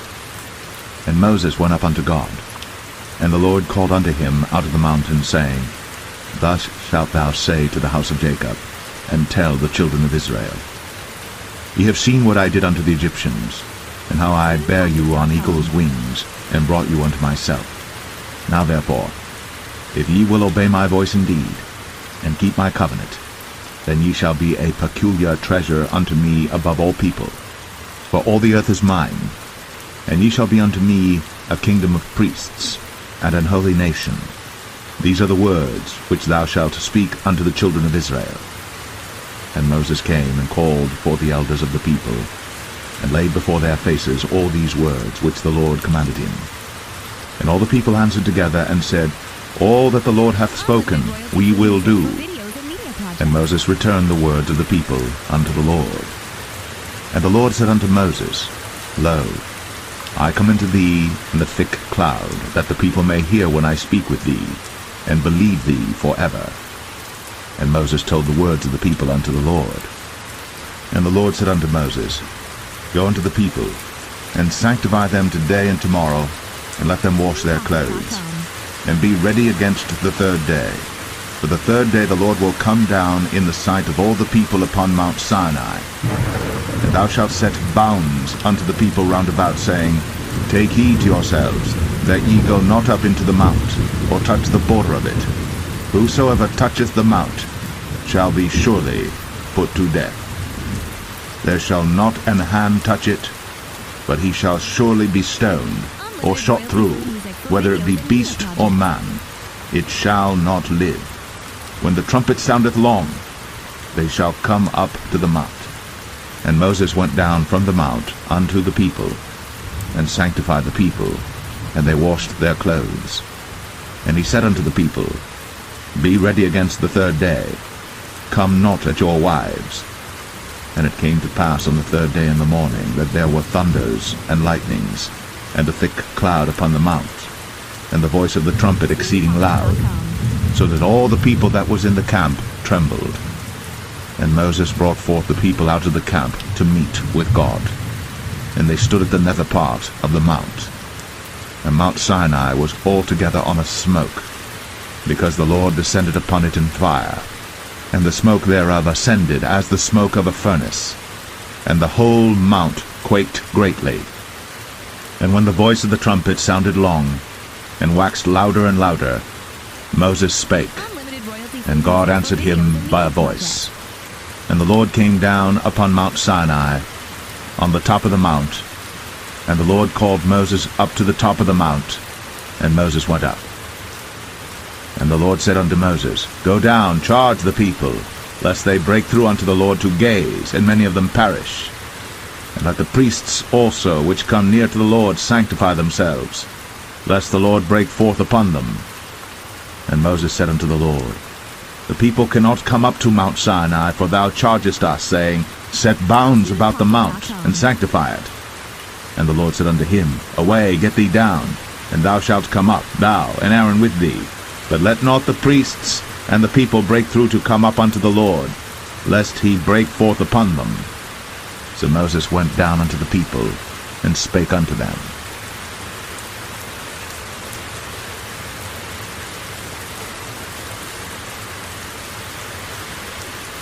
Exodus 20. And God spake all these words, saying, I am the Lord thy God, which have brought thee out of the land of Egypt, out of the house of bondage. Thou shalt have no other gods before me.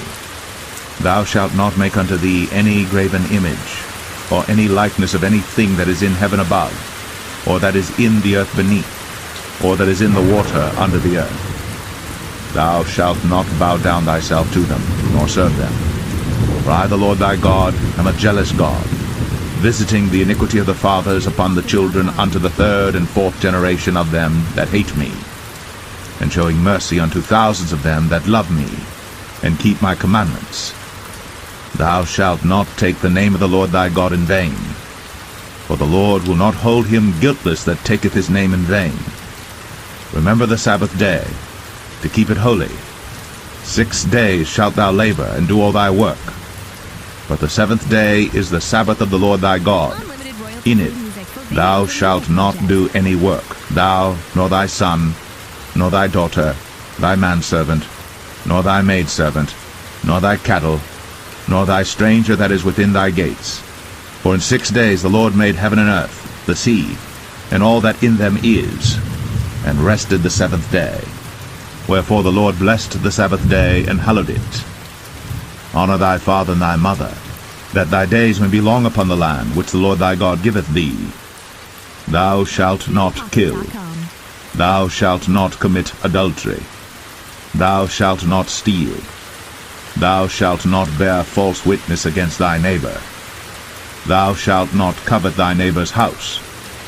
Thou shalt not covet thy neighbor's wife, nor his manservant, nor his maidservant, nor his ox, nor his ass, nor anything that is thy neighbor's. And all the people saw the thunderings, and the lightnings, and the noise of the trumpet, and the mountain smoking. And when the people saw it, they removed, and stood afar off. And they said unto Moses, Speak thou with us, and we will hear. But let not God speak with us, lest we die. And Moses said unto the people, Fear not, for God is come to prove you, and that his fear may be before your faces, that ye sin not. And the people stood afar off. And Moses drew near unto the thick darkness where God was. And the Lord said unto Moses, Thus thou shalt say unto the children of Israel, Ye have seen that I have talked with you from heaven. Ye shall not make with me gods of silver, neither shall ye make unto you gods of gold. An altar of earth thou shalt make unto me, and shalt sacrifice thereon thy burnt offerings, and thy peace offerings, thy sheep and thine oxen. In all places where I record my name I will come unto thee, and I will bless thee. And if thou wilt make me an altar of stone, thou shalt not build it of hewn stone, for if thou lift up thy tool upon it, thou hast polluted it. Neither shalt thou go up by steps unto mine altar, that thy nakedness be not discovered thereon.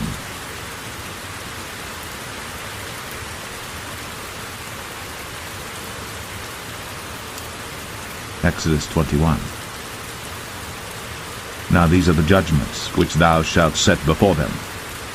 If thou buy an Hebrew servant, 6 years he shall serve, and in the 7th he shall go out free for nothing. If he came in by himself, he shall go out by himself. If he were married, then his wife shall go out with him. If his master have given him a wife, and she have borne him sons or daughters, the wife and her children shall be her master's, and he shall go out by himself. And if the servant shall plainly say, I love my master, my wife, and my children, I will not go out free, then his master shall bring him unto the judges. He shall also bring him to the door, or unto the doorpost, and his master shall bore his ear through with an awl, and he shall serve him forever. And if a man sell his daughter to be a maidservant, she shall not go out as the men servants do. If she please not her master, who hath betrothed her to himself, then shall he let her be redeemed. To sell her unto a strange nation, he shall have no power, seeing he hath dealt deceitfully with her.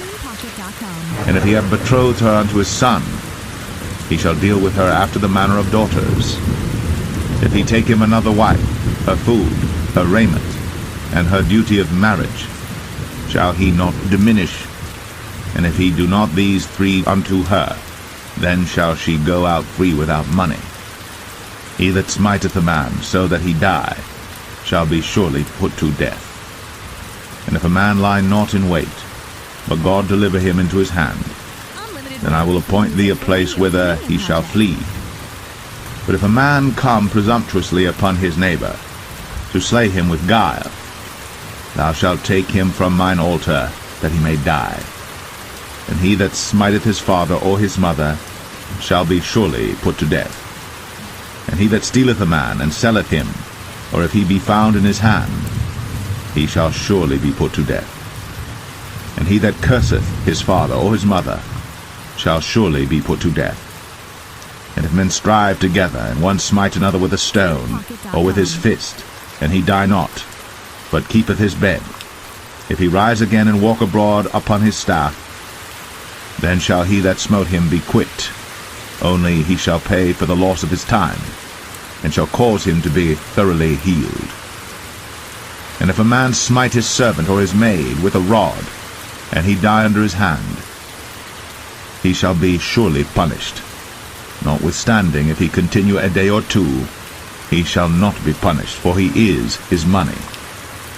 If men strive and hurt a woman with child, so that her fruit depart from her, and yet no mischief follow, he shall be surely punished, according as the woman's husband will lay upon him, and he shall pay as the judges determine.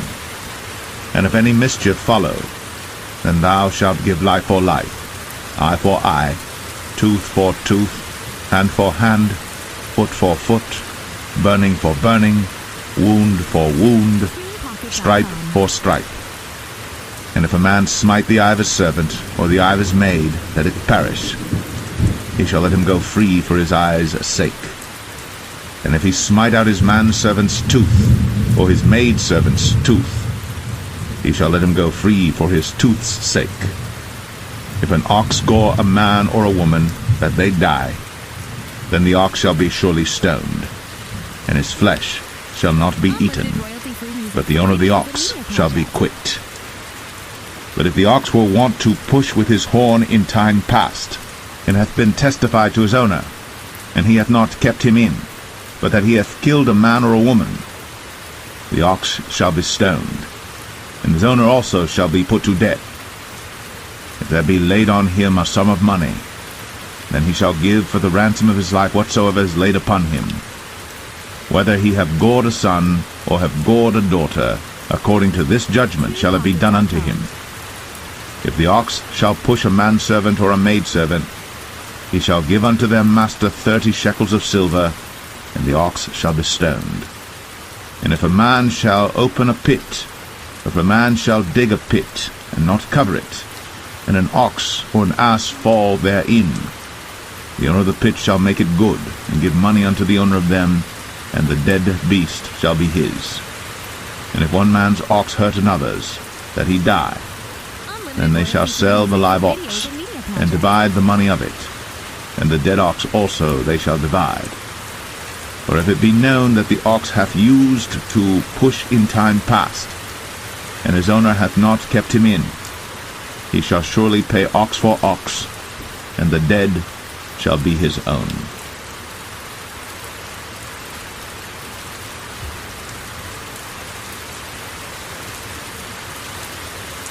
Exodus 22.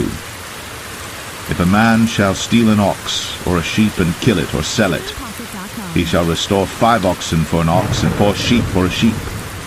If a thief be found breaking up, and be smitten that he die, there shall no blood be shed for him. If the sun be risen upon him, there shall be blood shed for him, for he should make full restitution. If he have nothing, then he shall be sold for his theft. If the theft be certainly found in his hand alive, whether it be ox or ass or sheep, he shall restore double. If a man shall cause a field or vineyard to be eaten, and shall put in his beast, and shall feed in another man's field, of the best of his own field and of the best of his own vineyard shall he make restitution. If fire break out and catch in thorns, so that stacks of corn or the standing corn of the field be consumed therewith, he that kindled the fire shall surely make restitution. If a man shall deliver unto his neighbor money or stuff to keep, and it be stolen out of the man's house, if the thief be found, let him pay double. If the thief be not found, then the master of the house shall be brought unto the judges to see whether he have put his hand unto his neighbor's goods. For all manner of trespass, whether it be for ox, for ass, for sheep, for raiment, or for any manner of lost thing, which another challengeth to be his, the cause of both parties shall come before the judges, and whom the judges shall condemn, he shall pay double unto his neighbor. If a man deliver unto his neighbor an ass, or an ox, or a sheep, or any beast to keep, and it die, or be hurt, or driven away, no man seeing it, then shall an oath of the Lord be between them both, that he hath not put his hand unto his neighbor's goods, and the owner of it shall accept thereof, and he shall not make it good. And if it be stolen from him, he shall make restitution unto the owner thereof. If it be torn in pieces, then let him bring it for witness, and he shall not make good that which was torn. And if a man borrow aught of his neighbor, and it be hurt or die, the owner thereof being not with it, he shall surely make it good. But if the owner thereof be with it, he shall not make it good. If it be an hired thing, it came for his hire. And if a man entice a maid that is not betrothed, and lie with her, he shall surely endow her to be his wife. If her father utterly refuse to give her unto him, he shall pay money according to the dowry of virgins. Thou shalt not suffer a witch to live. Whosoever lieth with a beast shall surely be put to death. He that sacrificeth unto any god, save unto the Lord only, he shall be utterly destroyed. Thou shalt neither vex a stranger nor oppress him, for ye were strangers in the land of Egypt. Ye shall not afflict any widow or fatherless child. If thou afflict them in any wise, and they cry at all unto me, I will surely hear their cry, and my wrath shall wax hot, and I will kill you with the sword, and your wives shall be widows, and your children fatherless. If thou lend money to any of my people that is poor by thee, thou shalt not be to him as an usurer, neither shalt thou lay upon him usury. If thou at all take thy neighbor's raiment to pledge, thou shalt deliver it unto him by that the sun goeth down. For that is his covering only, it is his raiment for his skin. Wherein shall he sleep? And it shall come to pass, when he crieth unto me, that I will hear, for I am gracious. Thou shalt not revile the gods, nor curse the ruler of thy people. Thou shalt not delay to offer the first of thy ripe fruits, and of thy liquors, The firstborn of thy sons shalt thou give unto me.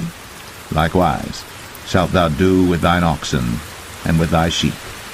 7 days it shall be with his dam. On the 8th day thou shalt give it to me. And ye shall be holy men unto me. Neither shall ye eat any flesh that is torn of beasts in the field.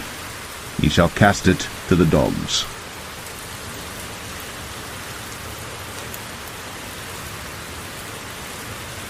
Unlimited royalty-free music for videos. Exodus 23. Thou shalt not raise a false report. Put not thine hand with the wicked to be an unrighteous witness. Thou shalt not follow a multitude to do evil. Neither shalt thou speak in a cause to decline after many to wrest judgment. Neither shalt thou countenance a poor man in his cause. If thou meet thine enemy's ox or his ass going astray, thou shalt surely bring it back to him again. If thou see the ass of him that hateth thee lying under his burden, and wouldest forbear to help him, thou shalt surely help with him. Thou shalt not wrest the judgment of thy poor in his cause. Keep thee far from a false matter, and the innocent and righteous slay thou not. For I will not justify the wicked. And thou shalt take no gift, for the gift blindeth the wise, and perverteth the words of the righteous. Also, thou shalt not oppress a stranger. For ye know the heart of a stranger, seeing ye were strangers in the land of Egypt.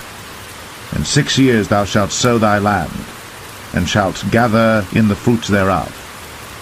But the 7th year thou shalt let it rest and lie still, that the poor of thy people may eat, and what they leave the beasts of the field shall eat.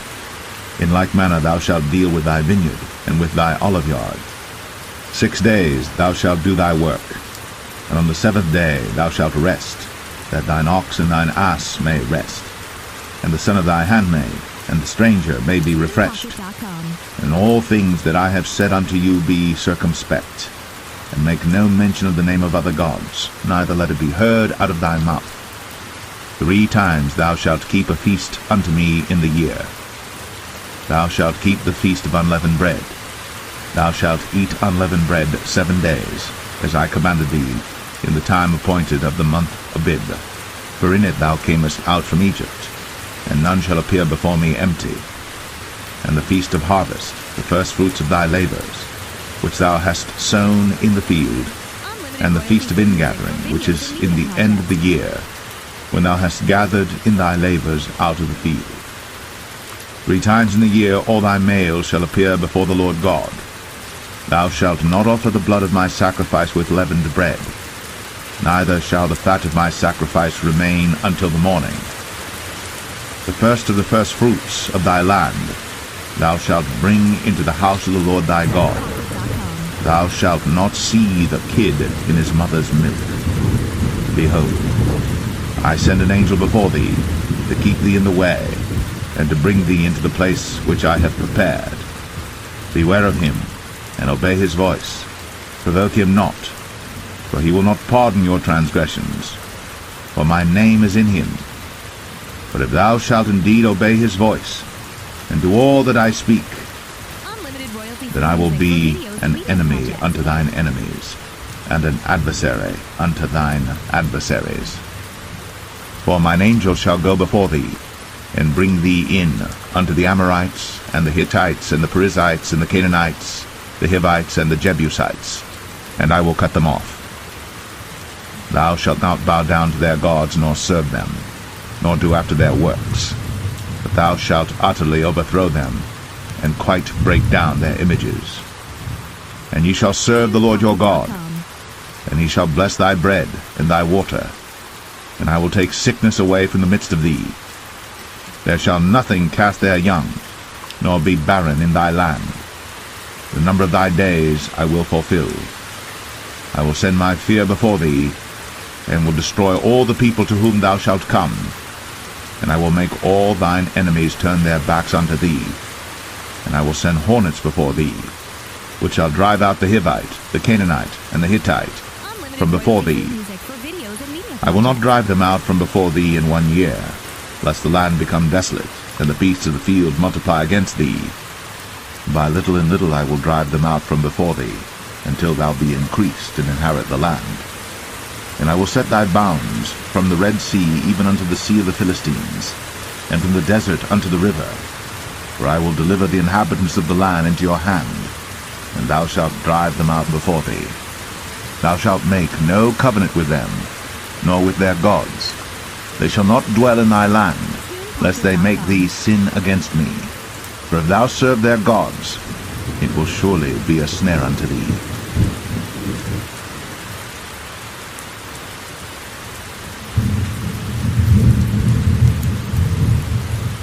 Exodus 24.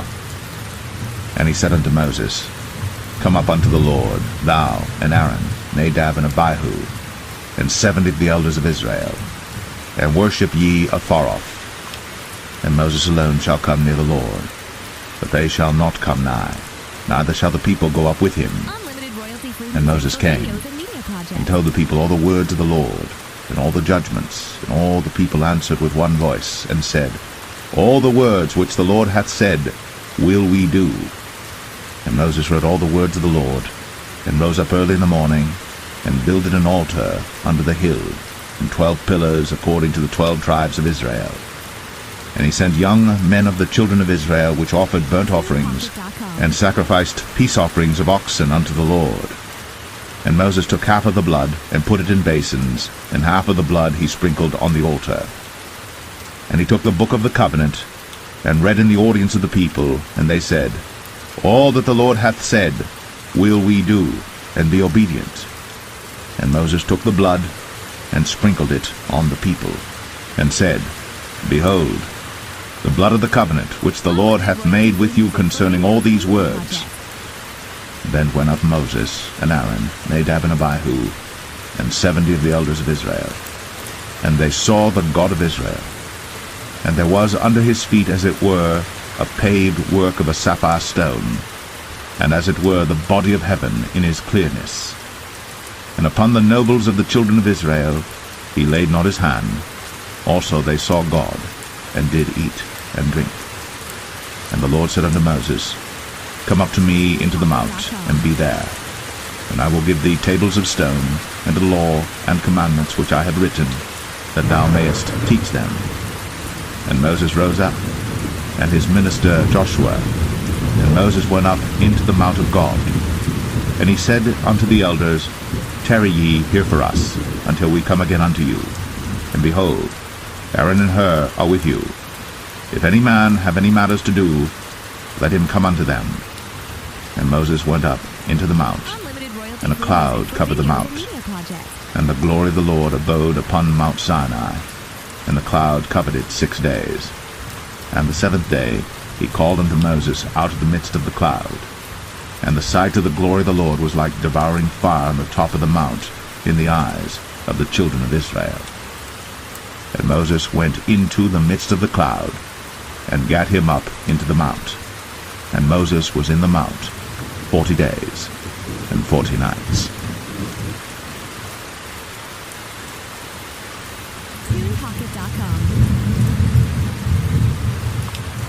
Exodus 25. And the Lord spake unto Moses, saying, Speak unto the children of Israel, that they bring me an offering of every man that giveth it willingly with his heart. Ye shall take my offering. And this is the offering which ye shall take of them: gold, and silver, and brass, and blue, and purple, and scarlet, and fine linen, and goat's hair, and rams' skins dyed red, and badgers' skins, and shittim wood, oil for the light, spices for anointing oil, and for sweet incense, onyx stones, and stones to be set in the ephod, and in the breastplate. And let them make me a sanctuary, that I may dwell among them, according to all that I show thee, after the pattern of the tabernacle, and the pattern of all the instruments thereof, even so shall ye make it. And they shall make an ark of shittim wood. 2 cubits and a half shall be the length thereof, and a cubit and a half the breadth thereof, and a cubit and a half the height thereof. And thou shalt overlay it with pure gold, within and without shalt thou overlay it, and shalt make upon it a crown of gold round about. And thou shalt cast 4 rings of gold for it, and put them in the 4 corners thereof. and 2 rings shall be in the one side of it, and 2 rings in the other side of it. And thou shalt make staves of shittim wood, and overlay them with gold. And thou shalt put the staves into the rings by the sides of the ark, that the ark may be borne with them. The staves shall be in the rings of the ark, they shall not be taken from it. And thou shalt put into the ark the testimony which I shall give thee. And thou shalt make a mercy seat of pure gold. 2 cubits and a half shall be the length thereof, and 1 cubit and a half the breadth thereof. And thou shalt make 2 cherubims of gold. Of beaten work shalt thou make them, in the 2 ends of the mercy seat. And make 1 cherub on the one end, and the other cherub on the other end. Even of the mercy seat shall ye make the cherubims on the 2 ends thereof. And the cherubims shall stretch forth their wings on high, covering the mercy seat with their wings, and their faces shall look one to another. Toward the mercy seat shall the faces of the cherubims be. And thou shalt put the mercy seat above upon the ark, and in the ark thou shalt put the testimony that I shall give thee. And there I will meet with thee, and I will commune with thee from above the mercy seat, from between the 2 cherubims which are upon the ark of the testimony, of all things which I will give thee in commandment unto the children of Israel. Thou shalt also make a table of shittim wood. 2 cubits shall be the length thereof, and 1 cubit the breadth thereof, and 1 cubit and a half the height thereof. And thou shalt overlay it with pure gold, and make thereto a crown of gold round about. And thou shalt make unto it a border of an handbreadth round about, and thou shalt make a golden crown to the border thereof round about. And thou shalt make for it 4 rings of gold, and put the rings in the 4 corners that are on the 4 feet thereof. Over against the border shall the rings be for places of the staves to bear the table. And thou shalt make the staves of shittim wood, and overlay them with gold, that the table may be borne with them. And thou shalt make the dishes thereof, and spoons thereof, and covers thereof, and bowls thereof, to cover withal. Of pure gold shalt thou make them. And thou shalt set upon the table showbread before me always. And thou shalt make a candlestick of pure gold. Of beaten work shall the candlestick be made. His shaft, and his branches, his bowls, his knobs, and his flowers shall be of the same. And 6 branches shall come out of the sides of it, 3 branches of the candlestick out of the one side, and 3 branches of the candlestick out of the other side. 3 bowls made like unto almonds, with a knob and a flower in one branch, and 3 bowls made like almonds in the other branch, with a knob and a flower. So in the 6 branches that come out of the candlestick. And in the candlestick shall be 4 bowls made like unto almonds, with their knobs and their flowers. And there shall be a knob under 2 branches of the same, and a knob under 2 branches of the same, and a knob under 2 branches of the same, according to the 6 branches that proceed out of the candlestick. Their knobs and their branches shall be of the same. All it shall be one beaten work of pure gold. And thou shalt make the 7 lamps thereof, and they shall light the lamps thereof, that they may give light over against it. And the tongs thereof, and the snuff dishes thereof, shall be of pure gold. Of a talent of pure gold shall he make it with all these vessels. And look that thou make them after their pattern, which was shown thee in the mount.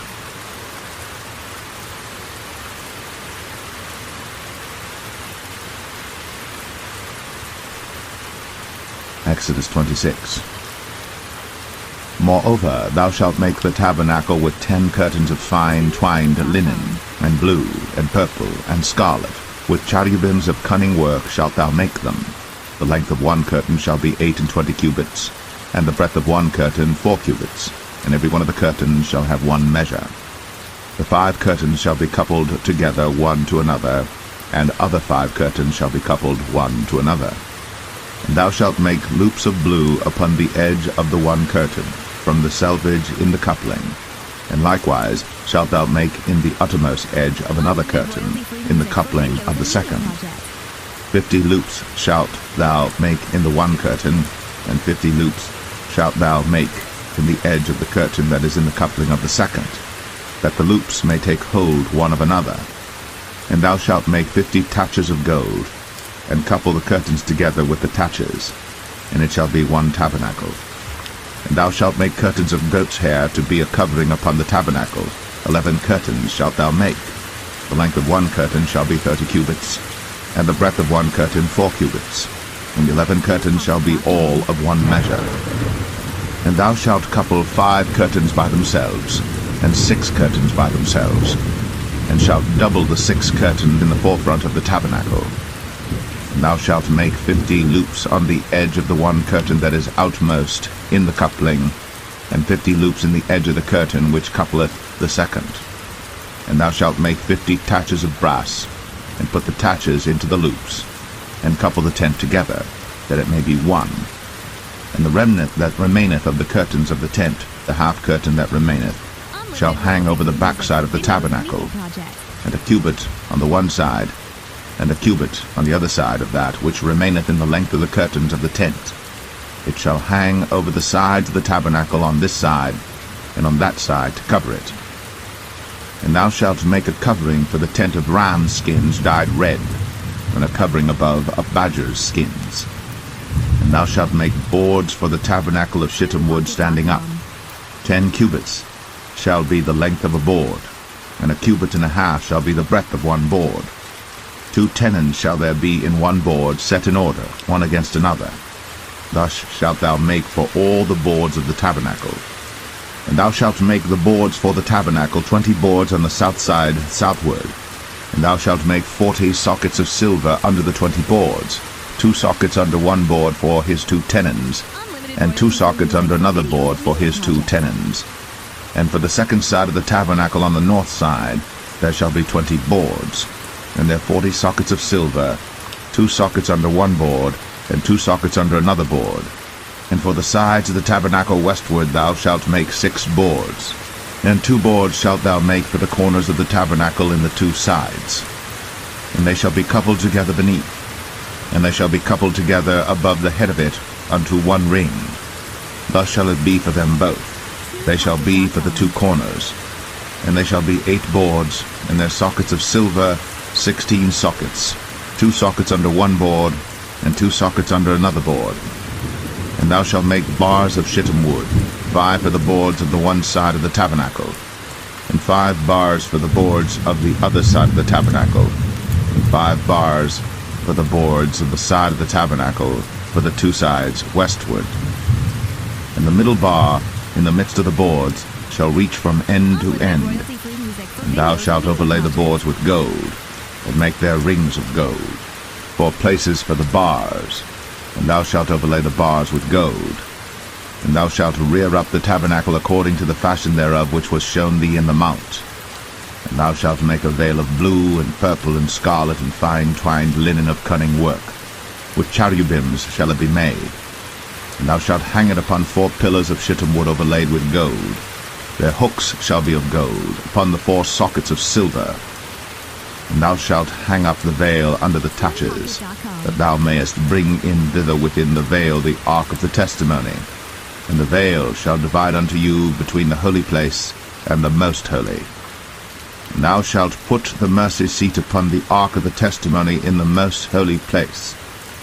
And thou shalt set the table without the veil, and the candlestick over against the table on the side of the tabernacle toward the south. And thou shalt put the table on the north side.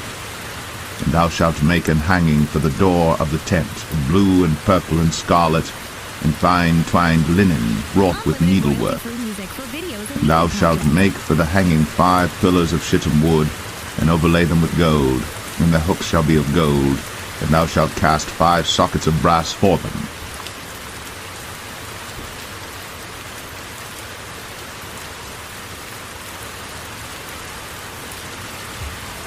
Exodus 27. And thou shalt make an altar of shittim wood, 5 cubits long and 5 cubits broad. The altar shall be 4 square, and the height thereof shall be 3 cubits. And thou shalt make the horns of it upon the 4 corners thereof. His horns shall be of the same, and thou shalt overlay it with brass. And thou shalt make his pans to receive his ashes, and his shovels, and his basins, and his flesh hooks, and his fire pans. All the vessels thereof thou shalt make of brass. And thou shalt make for it a grate of network of brass, and upon the net shalt thou make 4 brazen rings in the 4 corners thereof. And thou shalt put it under the compass of the altar beneath, that the net may be even to the midst of the altar. And thou shalt make staves for the altar, staves of shittim wood, and overlay them with brass. And the staves shall be put into the rings, and the staves shall be upon the two sides of the altar to bear it. Hollow with boards shalt thou make it, as it was shown thee in the mount, so shall they make it. And thou shalt make the court of the tabernacle for the south side. Southward there shall be hangings for the court of fine twined linen of 100 cubits long for one side. And the 20 pillars thereof, and their 20 sockets shall be of brass. The hooks of the pillars, and their fillets, shall be of silver.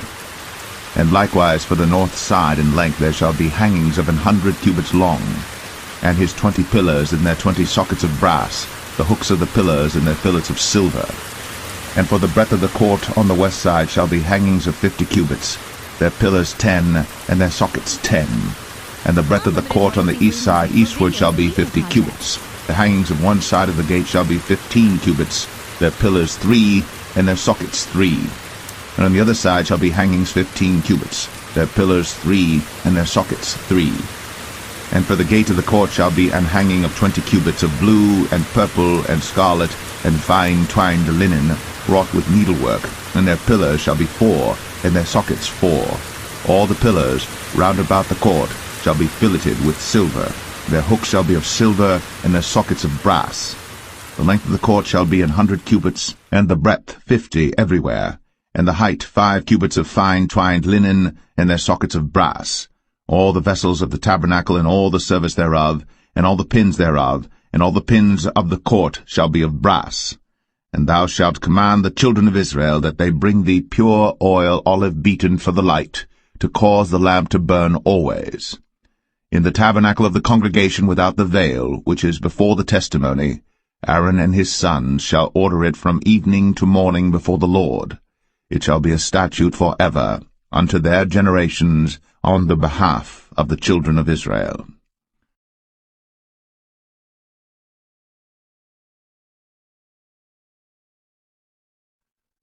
Exodus 28.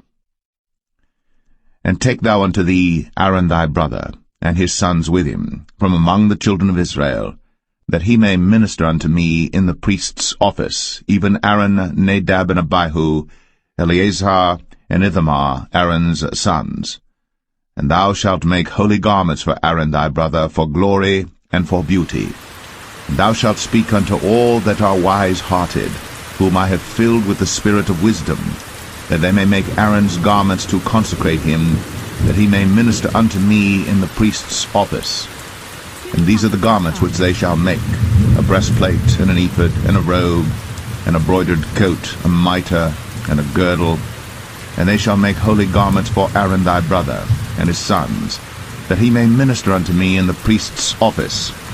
And they shall take gold, and blue, and purple, and scarlet, and fine linen. And they shall make the ephod of gold, of blue, and of purple, of scarlet, and fine twined linen with cunning work. It shall have the 2 shoulder pieces thereof joined at the 2 edges thereof, and so it shall be joined together.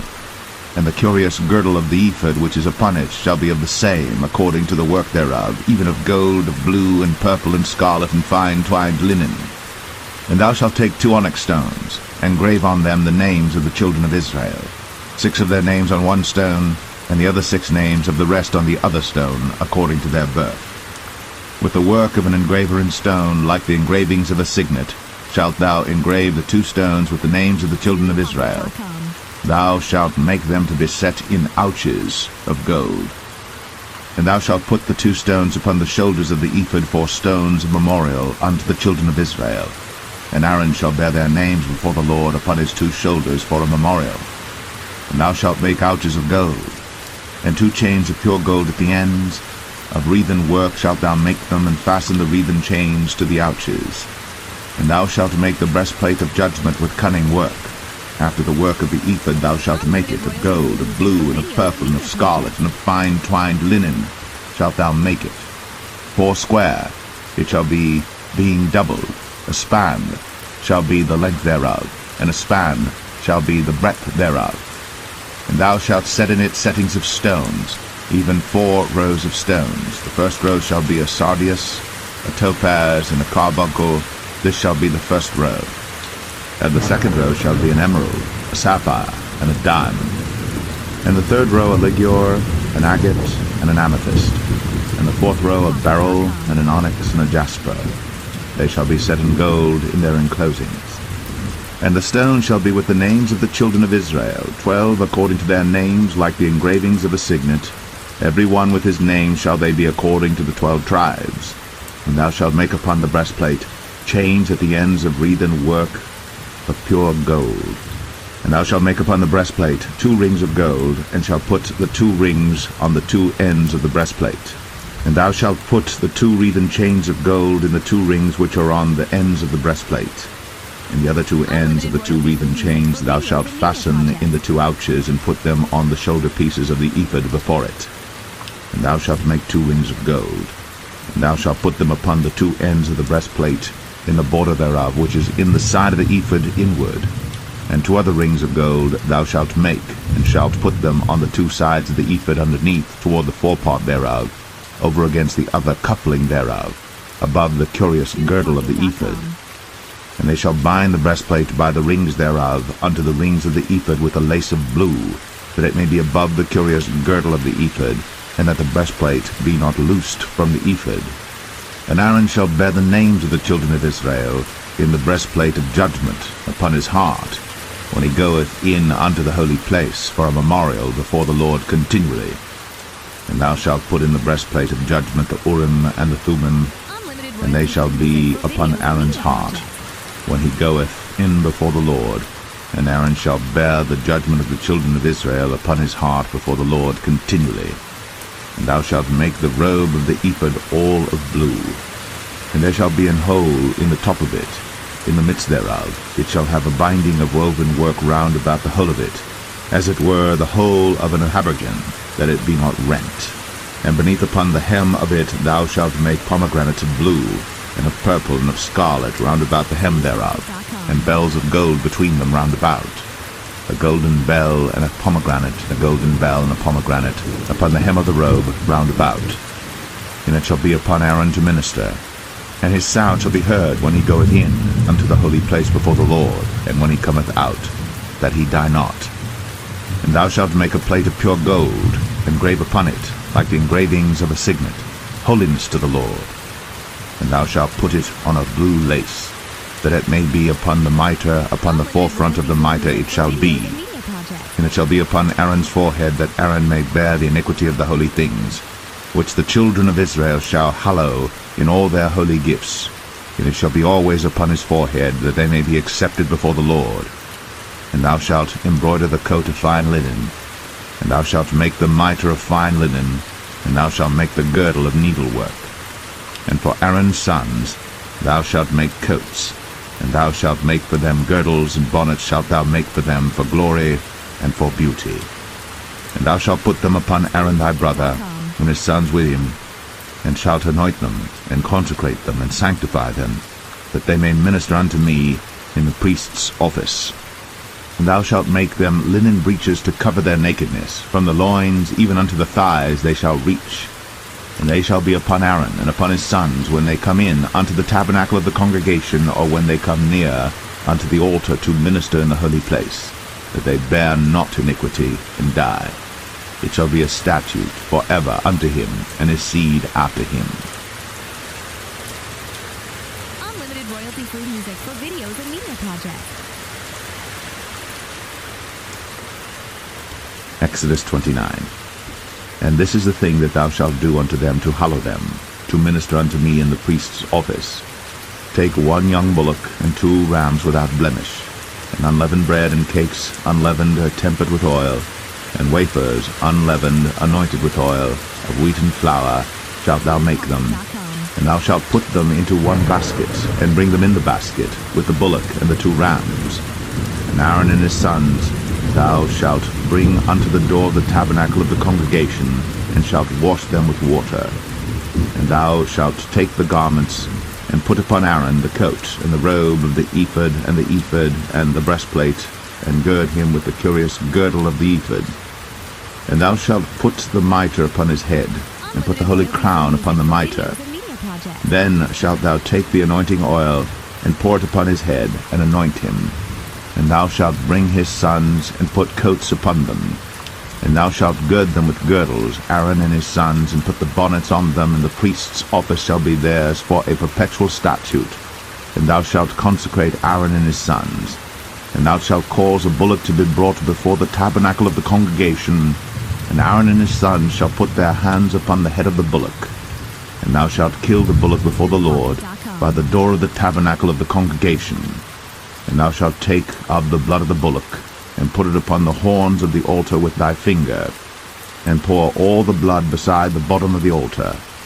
And thou shalt take all the fat that covereth the inwards, and the caul that is above the liver, and the 2 kidneys, and the fat that is upon them, and burn them upon the altar. But the flesh of the bullock, and his skin, and his dung, shalt thou burn with fire without the camp. It is a sin offering. Thou shalt also take 1 ram, and Aaron and his sons shall put their hands upon the head of the ram. And thou shalt slay the ram, and thou shalt take his blood, and sprinkle it round about upon the altar. And thou shalt cut the ram in pieces, and wash the inwards of him and his legs, and put them unto his pieces and unto his head. And thou shalt burn the whole ram upon the altar. It is a burnt offering unto the Lord. It is a sweet savour, an offering made by fire unto the Lord. And thou shalt take the other ram, and Aaron and his sons shall put their hands upon the head of the ram. Then shalt thou kill the ram, and take of his blood, and put it upon the tip of the right ear of Aaron, and upon the tip of the right ear of his sons, and upon the thumb of their right hand, and upon the great toe of their right foot, and sprinkle the blood upon the altar round about. And thou shalt take of the blood that is upon the altar, and of the anointing oil, and sprinkle it upon Aaron, and upon his garments, and upon his sons, and upon the garments of his sons with him. And he shall be hallowed, and his garments, and his sons' garments with him. Also thou shalt take of the ram the fat and the rump, and the fat that covereth the inwards, and the caul above the liver, and the 2 kidneys, and the fat that is upon them, and the right shoulder, for it is a ram of consecration. And 1 loaf of bread, and 1 cake of oiled bread, and 1 wafer out of the basket of the unleavened bread that is before the Lord. And thou shalt put all in the hands of Aaron, and in the hands of his sons, and shalt wave them for a wave offering before the Lord. And thou shalt receive them of their hands, and burn them upon the altar for a burnt offering, for a sweet savour before the Lord. It is an offering made by fire unto the Lord. And thou shalt take the breast of the ram of Aaron's consecration, and wave it for a wave offering before the Lord, and it shall be thy part. And thou shalt sanctify the breast of the wave offering, and the shoulder of the heave offering, which is waved, and which is heaved up, of the ram of the consecration, even of that which is for Aaron, and of that which is for his sons. And it shall be Aaron's and his sons by a statute forever from the children of Israel. For it is an heave offering, and it shall be an heave offering from the children of Israel of the sacrifice of their peace offerings, even their heave offering unto the Lord. And the holy garments of Aaron shall be his sons after him, to be anointed therein, and to be consecrated in them. And that son that is priest in his stead shall put them on 7 days, when he cometh into the tabernacle of the congregation to minister in the holy place. And thou shalt take the ram of the consecration, and seethe his flesh in the holy place. And Aaron and his sons shall eat the flesh of the ram, and the bread that is in the basket by the door of the tabernacle of the congregation. And they shall eat those things wherewith the atonement was made, to consecrate and to sanctify them. But a stranger shall not eat thereof, because they are holy. And if aught of the flesh of the consecrations, or of the bread, remain unto the morning, then thou shalt burn the remainder with fire. It shall not be eaten, because it is holy. And thus shalt thou do unto Aaron and to his sons, according to all things which I have commanded thee. 7 days shalt thou consecrate them. And thou shalt offer every day a bullock for a sin offering, for atonement. And thou shalt cleanse the altar, when thou hast made an atonement for it. And thou shalt anoint it, to sanctify it. 7 days thou shalt make an atonement for the altar, and sanctify it. And it shall be an altar most holy. Whatsoever toucheth the altar shall be holy. Now this is that which thou shalt offer upon the altar: 2 lambs of the first year, day by day, continually. The 1 lamb thou shalt offer in the morning, And the other lamb thou shalt offer at even. And with the one lamb 1/10 deal of flour mingled with the 4th part of an hin of beaten oil, and the 4th part of an hin of wine for a drink offering. And the other lamb thou shalt offer at even, and shalt do thereto according to the meat offering of the morning, and according to the drink offering thereof, for a sweet savour, an offering made by fire unto the Lord. This shall be a continual burnt offering throughout your generations at the door of the tabernacle of the congregation before the Lord, where I will meet you, to speak there unto thee. And there I will meet with the children of Israel, and the tabernacle shall be sanctified by my glory. And I will sanctify the tabernacle of the congregation and the altar. I will sanctify also both Aaron and his sons to minister to me in the priest's office. And I will dwell among the children of Israel, and will be their God. And they shall know that I am the Lord their God, that brought them forth out of the land of Egypt, that I may dwell among them. I am the Lord their God. Unlimited royalty-free music for videos and media projects.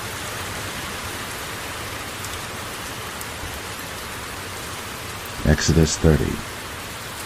And thou shalt make an altar to burn incense upon. Of shittim wood shalt thou make it. A cubit shall be the length thereof, and a cubit the breadth thereof. 4 square shall it be. And 2 cubits shall be the height thereof. The horns thereof shall be of the same. And thou shalt overlay it with pure gold, the top thereof and the sides thereof round about, and the horns thereof. And thou shalt make unto it a crown of gold round about. And 2 golden rings shalt thou make to it under the crown of it. By the 2 corners thereof upon the 2 sides of it shalt thou make it. And they shall be for places for the staves to bear it withal. And thou shalt make the staves of shittim wood, and overlay them with gold. And thou shalt put it before the veil that is by the ark of the testimony, before the mercy seat that is over the testimony, where I will meet with thee. And Aaron shall burn thereon sweet incense every morning. When he dresseth the lamps, he shall burn incense upon it. And when Aaron lighteth the lamps at even, he shall burn incense upon it, a perpetual incense before the Lord throughout your generations. Ye shall offer no strange incense thereon, nor burnt sacrifice, nor meat offering, neither shall ye pour drink offering thereon. And Aaron shall make an atonement upon the horns of it once in a year with the blood of the sin offering of atonements. Once in the year shall he make atonement upon it throughout your generations. It is most holy unto the Lord. And the Lord spake unto Moses, saying, When thou takest the sum of the children of Israel after their number, then shall they give every man a ransom for his soul unto the Lord, when thou numberest them, that there be no plague among them, when thou numberest them. This they shall give every one that passeth among them that are numbered, 1/2 shekel after the shekel of the sanctuary. A shekel is 20 gerahs, and 1/2 shekel shall be the offering of the Lord. Every one that passeth among them that are numbered, from 20 years old and above, shall give an offering unto the Lord. The rich shall not give more, and the poor shall not give less than 1/2 shekel, when they give an offering unto the Lord to make an atonement for your souls. And thou shalt take the atonement money of the children of Israel, and shalt appoint it for the service of the tabernacle of the congregation, that it may be a memorial unto the children of Israel before the Lord, to make an atonement for your souls. And the Lord spake unto Moses, saying, Thou shalt also make a laver of brass, and his foot also of brass, to wash withal. And thou shalt put it between the tabernacle of the congregation and the altar, and thou shalt put water therein. For Aaron and his sons shall wash their hands and their feet thereat. When they go into the tabernacle of the congregation, they shall wash with water, that they die not, or when they come near to the altar to minister, to burn offering made by fire unto the Lord. So they shall wash their hands and their feet, that they die not. And it shall be a statute forever to them, even to him and to his seed throughout their generations. Moreover the Lord spake unto Moses, saying, Take thou also unto thee principal spices, of pure myrrh, 500 shekels, and of sweet cinnamon 1/2 so much, even 250 shekels, and of sweet calamus 250 shekels, and of cassia 500 shekels after the shekel of the sanctuary, and of oil olive and hin. And thou shalt make it an oil of holy ointment, an ointment compound after the art of the apothecary. It shall be an holy anointing oil. And thou shalt anoint the tabernacle of the congregation therewith, and the ark of the testimony, and the table and all his vessels, and the candlestick and his vessels, and the altar of incense, and the altar of burnt offering with all his vessels, and the laver and his foot. And thou shalt sanctify them, that they may be most holy. Whatsoever toucheth them shall be holy. And thou shalt anoint Aaron and his sons, and consecrate them, that they may minister unto me in the priest's office.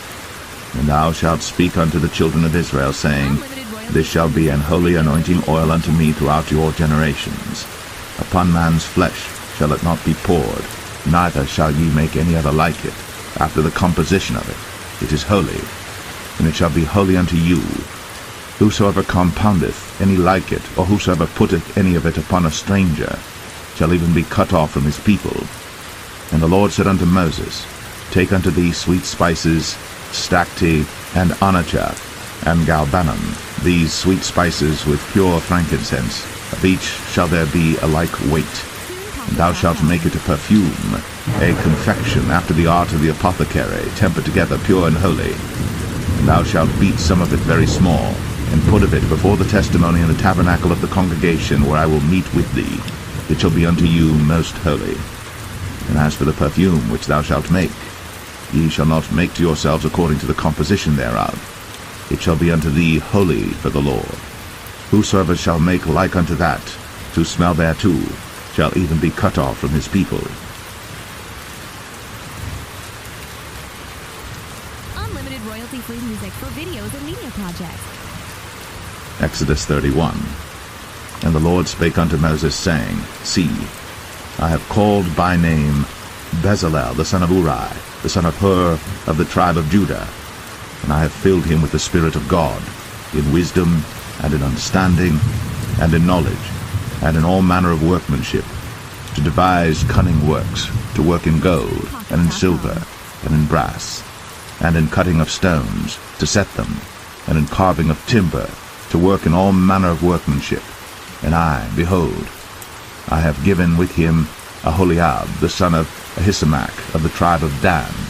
And in the hearts of all that are wise-hearted I have put wisdom, that they may make all that I have commanded thee: the tabernacle of the congregation, and the ark of the testimony, and the mercy seat that is thereupon, and all the furniture of the tabernacle, and the table, and his furniture, and the pure candlestick with all his furniture, and the altar of incense, and the altar of burnt offering with all his furniture, and the laver and his foot, and the cloths of service, and the holy garments for Aaron the priest, and the garments of his sons to minister in the priest's office, and the anointing oil, and sweet incense for the holy place, according to all that I have commanded thee shall they do. And the Lord spake unto Moses, saying, Speak thou also unto the children of Israel, saying, Verily, my Sabbaths ye shall keep, for it is a sign between me and you throughout your generations, that ye may know that I am the Lord that doth sanctify you. Ye shall keep the Sabbath therefore, for it is holy unto you. Every one that defileth it shall surely be put to death.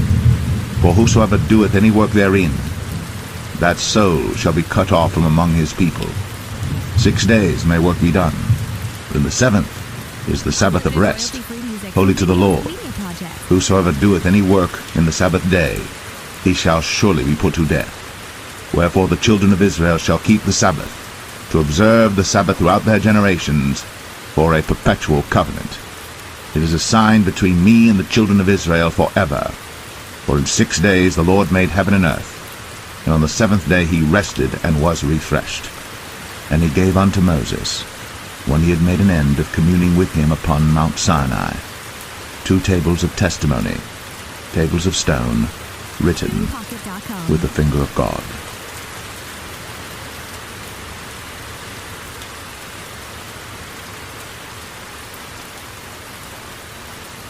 Exodus 32. And when the people saw that Moses delayed to come down out of the mount, the people gathered themselves together unto Aaron, and said unto him, Up, make us gods, which shall go before us. For as for this Moses, the man that brought us up out of the land of Egypt, we wot not what is become of him. And Aaron said unto them, Break off the golden earrings which are in the ears of your wives, of your sons, and of your daughters, and bring them unto me. And all the people brake off the golden earrings which were in their ears, and brought them unto Aaron. And he received them at their hand, and fashioned it with a graving tool, after he had made it a molten calf. And they said, These be thy gods, O Israel, which brought thee up out of the land of Egypt. And when Aaron saw it, he built an altar before it. And Aaron made proclamation and said, Tomorrow is a feast to the Lord. And they rose up early on the morrow, and offered burnt offerings, and brought peace offerings. And the people sat down to eat and to drink, and rose up to play. And the Lord said unto Moses, Go, get thee down, for thy people, which thou broughtest out of the land of Egypt, have corrupted themselves. They have turned aside quickly out of the way which I commanded them. They have made them a molten calf, and have worshipped it, and have sacrificed thereunto, and said, These be thy gods, O Israel, which have brought thee up out of the land of Egypt. And the Lord said unto Moses, I have seen this people, and behold, it is a stiff-necked people. Now therefore let me alone, that my wrath may wax hot against them, and that I may consume them. And I will make of thee a great nation. And Moses besought the Lord his God, and said, Lord, why doth thy wrath wax hot against thy people, which thou hast brought forth out of the land of Egypt with great power, and with a mighty hand? Wherefore should the Egyptians speak and say, For mischief did he bring them out, to slay them in the mountains, and to consume them from the face of the earth? Turn from thy fierce wrath, and repent of this evil against thy people. Remember Abraham, Isaac, and Israel, thy servants, to whom thou swarest by thine own self, and saidst unto them, I will multiply your seed as the stars of heaven, and all this land that I have spoken of will I give unto your seed, and they shall inherit it forever.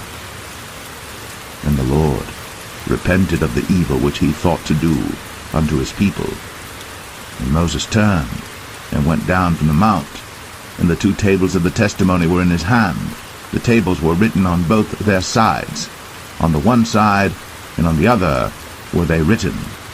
And the tables were the work of God, and the writing was the writing of God, graven upon the tables. And when Joshua heard the noise of the people as they shouted, he said unto Moses, There is a noise of war in the camp. And he said, It is not the voice of them that shout for mastery, neither is it the voice of them that cry for being overcome, but the noise of them that sing do I hear. And it came to pass, as soon as he came nigh unto the camp, that he saw the calf and the dancing. And Moses' anger waxed hot, and he cast the tables out of his hands, and brake them beneath the mount. And he took the calf which they had made, and burnt it in the fire, and ground it to powder, and strawed it upon the water, and made the children of Israel drink of it. And Moses said unto Aaron, What did this people unto thee, that thou hast brought so great a sin upon them? And Aaron said, Let not the anger of my Lord wax hot. Thou knowest the people, that they are set on mischief. For they said unto me, Make us gods, which shall go before us. For as for this Moses, the man that brought us up out of the land of Egypt, we wot not what is become of him. And I said unto them, Whosoever hath any gold, let them break it off. So they gave it to me. Then I cast it into the fire, and there came out this calf. And when Moses saw that the people were naked, for Aaron had made them naked unto their shame among their enemies, then Moses stood in the gate of the camp, and said, Who is on the Lord's side? Let him come unto me. And all the sons of Levi gathered themselves together unto him. And he said unto them, Thus saith the Lord God of Israel, Put every man his sword by his side, and go in and out from gate to gate throughout the camp, and slay every man his brother, and every man his companion, and every man his neighbor. And the children of Levi did according to the word of Moses. And there fell of the people that day about 3,000 men. For Moses had said, Consecrate yourselves today to the Lord, even every man upon his son, and upon his brother, that he may bestow upon you a blessing this day. And it came to pass on the morrow, that Moses said unto the people, Ye have sinned a great sin. And now I will go up unto the Lord. Peradventure I shall make an atonement for your sin. And Moses returned unto the Lord and said, O this people have sinned a great sin, and have made them gods of gold. Yet now, if thou wilt forgive their sin, and if not, blot me, I pray thee, out of thy book, which thou hast written.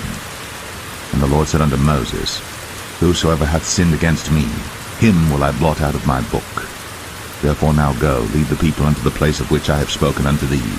Behold, mine angel shall go before thee. Nevertheless, in the day when I visit, I will visit their sin upon them.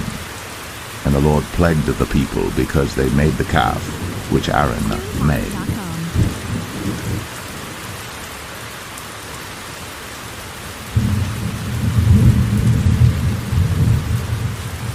Exodus 33. And the Lord said unto Moses, Depart, and go up hence, thou and the people which thou hast brought up out of the land of Egypt, unto the land which I swear unto Abraham, to Isaac, and to Jacob, saying, Unto thy seed will I give it. And I will send an angel before thee, and I will drive out the Canaanite, the Amorite, and the Hittite, and the Perizzite, the Hivite, and the Jebusite, unto a land flowing with milk and honey. For I will not go up in the midst of thee, for thou art a stiff-necked people, lest I consume thee in the way. And when the people heard these evil tidings, they mourned, and no man did put on him his ornaments. For the Lord had said unto Moses, Say unto the children of Israel, Ye are a stiff-necked people. I will come up into the midst of thee in a moment, and consume thee. Therefore now put off thy ornaments from thee, that I may know what to do unto thee. And the children of Israel stripped themselves of their ornaments by the Mount Horeb. And Moses took the tabernacle, and pitched it without the camp, afar off from the camp, and called it the tabernacle of the congregation. And it came to pass that every one which sought the Lord went out unto the tabernacle of the congregation, which was without the camp. And it came to pass, when Moses went out unto the tabernacle, that all the people rose up, and stood every man at his tent door, and looked after Moses, until he was gone into the tabernacle. And it came to pass, as Moses entered into the tabernacle, the cloudy pillar descended, and stood at the door of the tabernacle, and the Lord talked with Moses. And all the people saw the cloudy pillar stand at the tabernacle door. And all the people rose up and worshipped, every man in his tent door. And the Lord spake unto Moses face to face, as a man speaketh unto his friend. And he turned again into the camp. But his servant Joshua the son of Nun, a young man, departed not out of the tabernacle. And Moses said unto the Lord, See, thou sayest unto me, Bring up this people, and thou hast not let me know whom thou wilt send with me. Yet thou hast said, I know thee by name, and thou hast also found grace in my sight. Now therefore, I pray thee, if I have found grace in thy sight, show me now thy way, that I may know thee, that I may find grace in thy sight, and consider that this nation is thy people. And he said, My presence shall go with thee, and I will give thee rest. And he said unto him, If thy presence go not with me, carry us not up hence. For wherein shall it be known here that I and thy people have found grace in thy sight? Is it not in that thou goest with us? So shall we be separated, I and thy people, from all the people that are upon the face of the earth. And the Lord said unto Moses, I will do this thing also that thou hast spoken, for thou hast found grace in my sight, and I know thee by name. And he said, I beseech thee, show me thy glory. And he said, I will make all my goodness pass before thee, and I will proclaim the name of the Lord before thee, and will be gracious to whom I will be gracious, and will show mercy on whom I will show mercy. And he said, Thou canst not see my face, for there shall no man see me and live. And the Lord said, Behold, there is a place by me, and thou shalt stand upon a rock. And it shall come to pass, while my glory passeth by, that I will put thee in a cleft of the rock, and will cover thee with my hand while I pass by. And I will take away mine hand, and thou shalt see my back parts, but my face shall not be seen.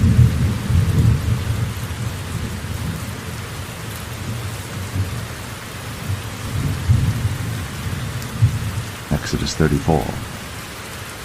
And the Lord said unto Moses, Hew thee 2 tables of stone like unto the first.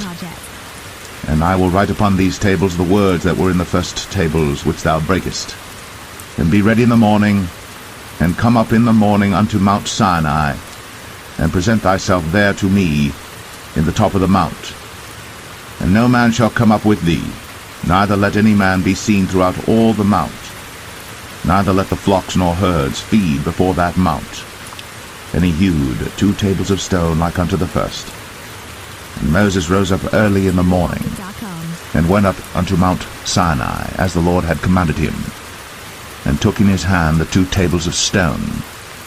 And the Lord descended in the cloud, and stood with him there, and proclaimed the name of the Lord. And the Lord passed by before him, and proclaimed, The Lord God, merciful and gracious, long-suffering, and abundant in goodness and truth, keeping mercy for thousands, forgiving iniquity and transgression and sin, and that will by no means clear the guilty, visiting the iniquity of the fathers upon the children, and upon the children's children, unto the 3rd and to the 4th generation. And Moses made haste, and bowed his head toward the earth, and worshipped. And he said, If now I have found grace in thy sight, O Lord, let my Lord, I pray thee, go among us. For it is a stiff-necked people, and pardon our iniquity and our sin, and take us for thine inheritance. And he said, Behold, I make a covenant. Before all thy people I will do marvels, such as have not been done in all the earth, nor in any nation. And all the people among which thou art shall see the work of the Lord. For it is a terrible thing that I will do with thee. Observe thou that which I command thee this day. Behold, I drive out before thee the Amorite, and the Canaanite, and the Hittite, and the Perizzite, and the Hivite, and the Jebusite. Take heed to thyself, lest thou make a covenant with the inhabitants of the land whither thou goest, lest it be for a snare in the midst of thee. But ye shall destroy their altars, break their images, and cut down their groves. For thou shalt worship no other god, for the Lord whose name is a jealous God. Lest thou make a covenant with the inhabitants of the land, and they go a-whoring after their gods, and do sacrifice unto their gods. And one call thee, and thou eat of his sacrifice. And thou take of their daughters unto thy sons, and their daughters go a-whoring after their gods, and make thy sons go a-whoring after their gods. Thou shalt make thee no molten gods. The feast of unleavened bread shalt thou keep. 7 days thou shalt eat unleavened bread, as I commanded thee, in the time of the month Abib. For in the month Abib thou camest out from Egypt. All that openeth the matrix is mine, and every firstling among thy cattle, whether ox or sheep, that is male. But the firstling of an ass thou shalt redeem with a lamb. And if thou redeem him not, then shalt thou break his neck. All the firstborn of thy sons thou shalt redeem, and none shall appear before me empty. 6 days thou shalt work, but on the 7th day thou shalt rest. In earing time and in harvest thou shalt rest. And thou shalt observe the feast of weeks, of the firstfruits of wheat harvest, and the feast of ingathering at the year's end. Thrice in the year shall all your men children appear before the Lord God, the God of Israel. For I will cast out the nations before thee, and enlarge thy borders. Neither shall any man desire thy land, when thou shalt go up to appear before the Lord thy God thrice in the year. Thou shalt not offer the blood of my sacrifice with leaven, neither shall the sacrifice of the feast of the Passover be left unto the morning. The first of the firstfruits of thy land thou shalt bring unto the house of the Lord thy God. Thou shalt not see the kid in his mother's milk. And the Lord said unto Moses, Write thou these words. For after the tenor of these words I have made a covenant with thee and with Israel. And he was there with the Lord 40 days and 40 nights. He did neither eat bread nor drink water. And he wrote upon the tables the words of the covenant, the 10 commandments.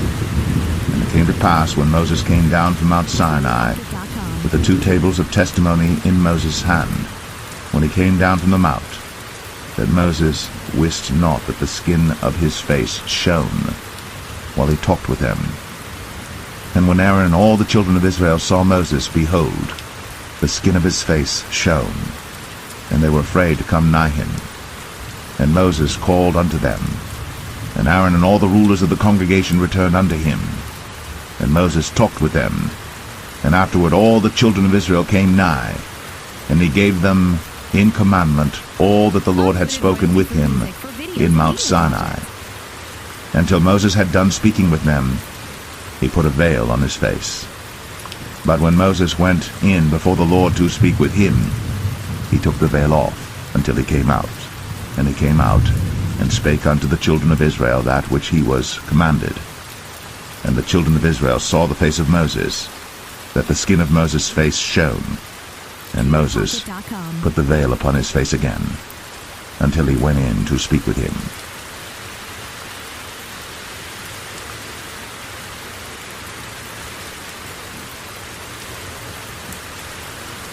Exodus 35.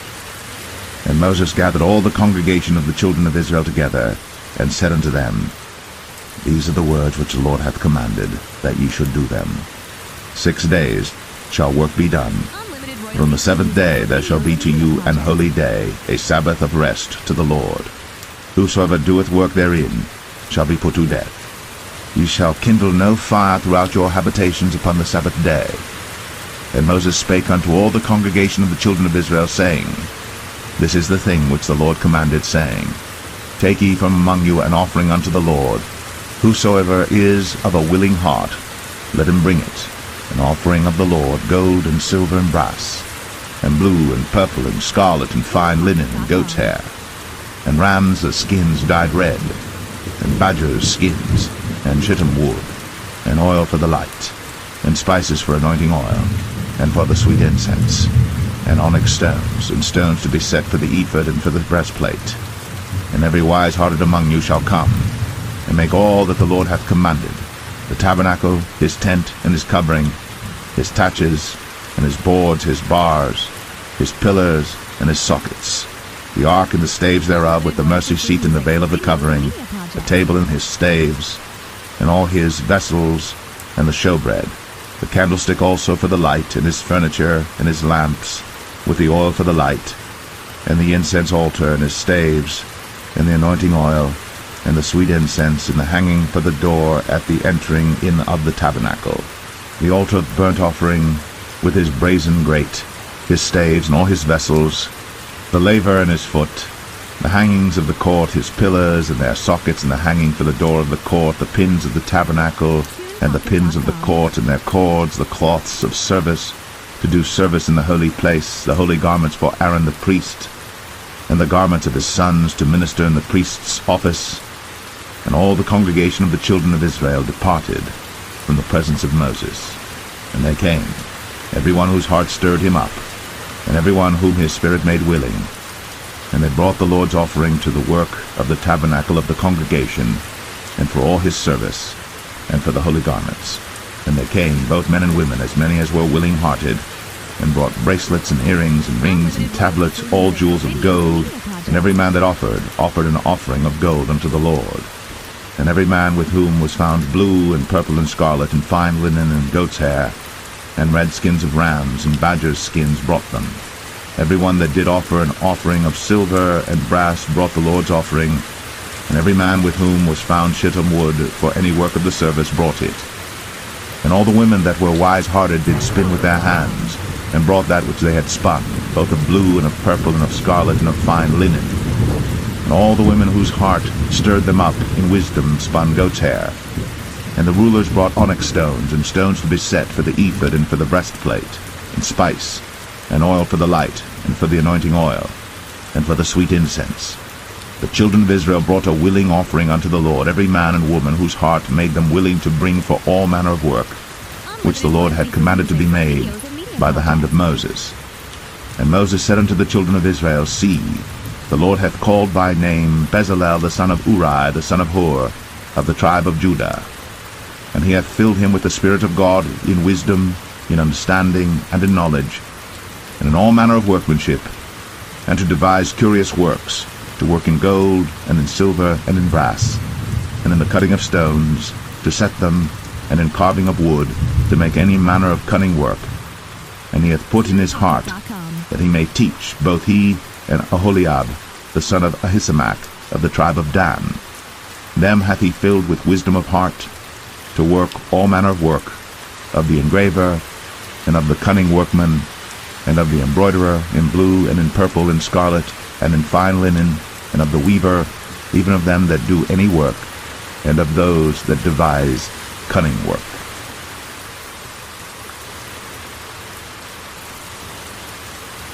Unlimited royalty-free music for videos and media projects. Exodus 36.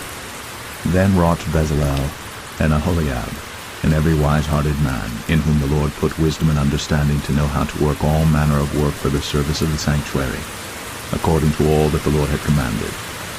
And Moses called Bezalel and Aholiab, and every wise-hearted man in whose heart the Lord had put wisdom, even every one whose heart stirred him up to come unto the work to do it.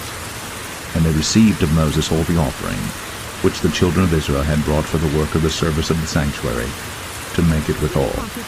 And they brought yet unto him free offerings every morning. And all the wise men that wrought all the work of the sanctuary came every man from his work which they made. And they spake unto Moses, saying, The people bring much more than enough for the service of the work, which the Lord commanded to make. And Moses gave commandment, and they caused it to be proclaimed throughout the camp, saying, Let neither man nor woman make any more work for the offering of the sanctuary. So the people were restrained from bringing. For the stuff they had was sufficient for all the work to make it, and too much.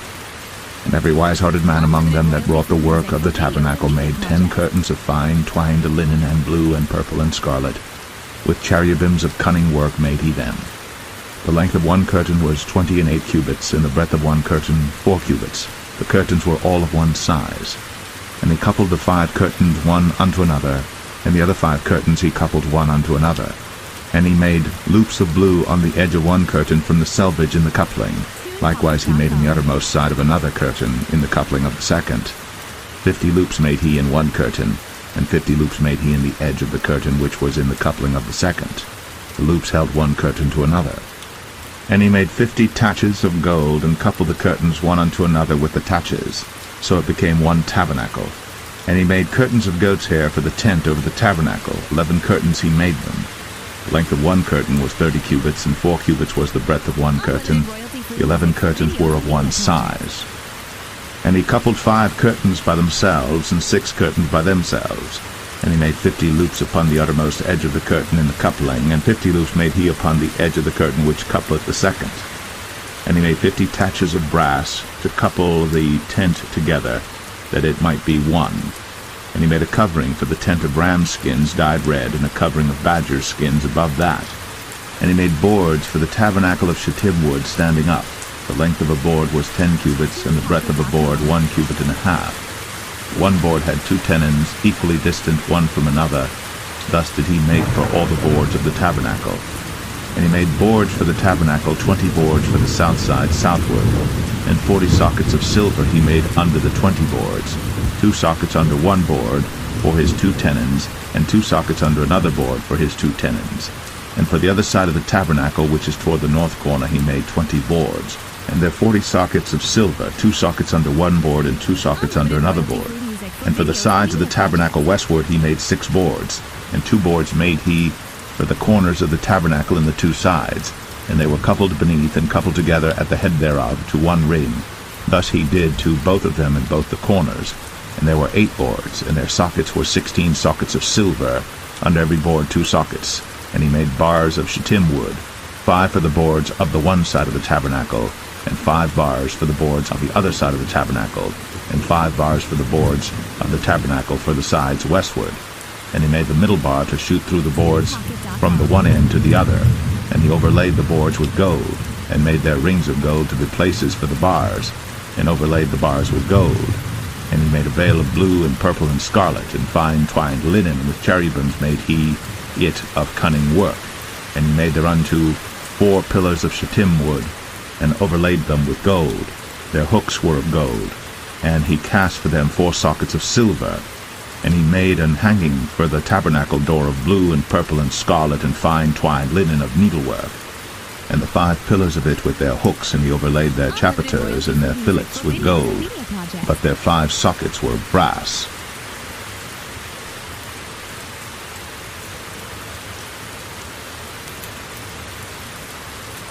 Exodus 37.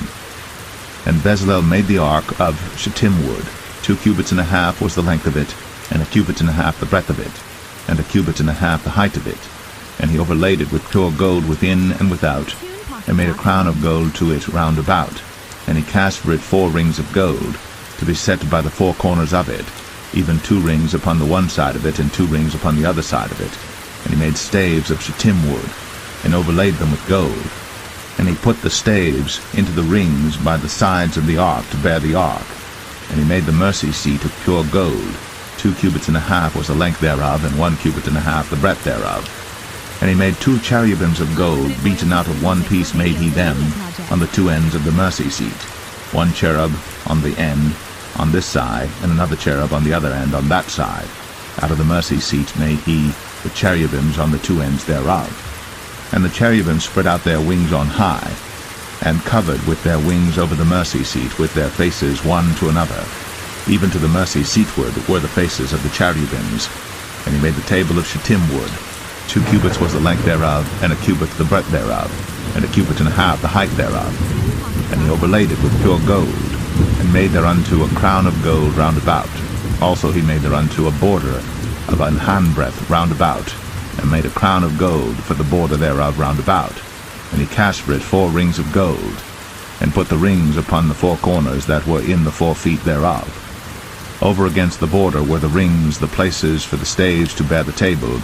And he made the staves of shittim wood, and overlaid them with gold to bear the table. And he made the vessels which were upon the table, his dishes, and his spoons, and his bowls, and his covers, to cover withal of pure gold.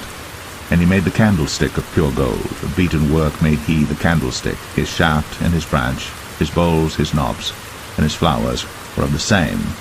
And 6 branches going out of the sides thereof, 3 branches of the candlestick out of the one side thereof, and 3 branches of the candlestick out of the other side thereof.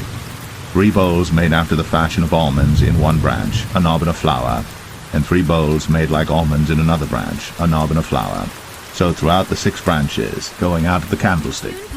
And in the candlestick were 4 bowls made like almonds, his knobs and his flowers, and a knob under 2 branches of the same, and a knob under 2 branches of the same, and a knob under 2 branches of the same, according to the 6 branches going out of it. Their knobs and their branches were the same.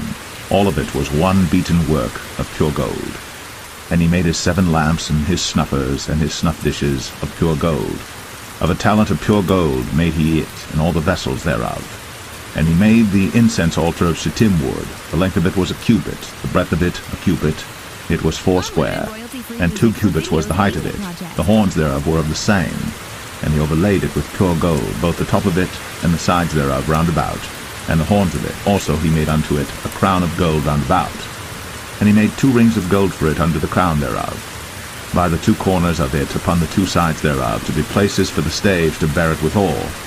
And he made the staves of shittim wood, and overlaid them with gold. And he made the holy anointing oil, and the pure incense of sweet spices, according to the work of the apothecary.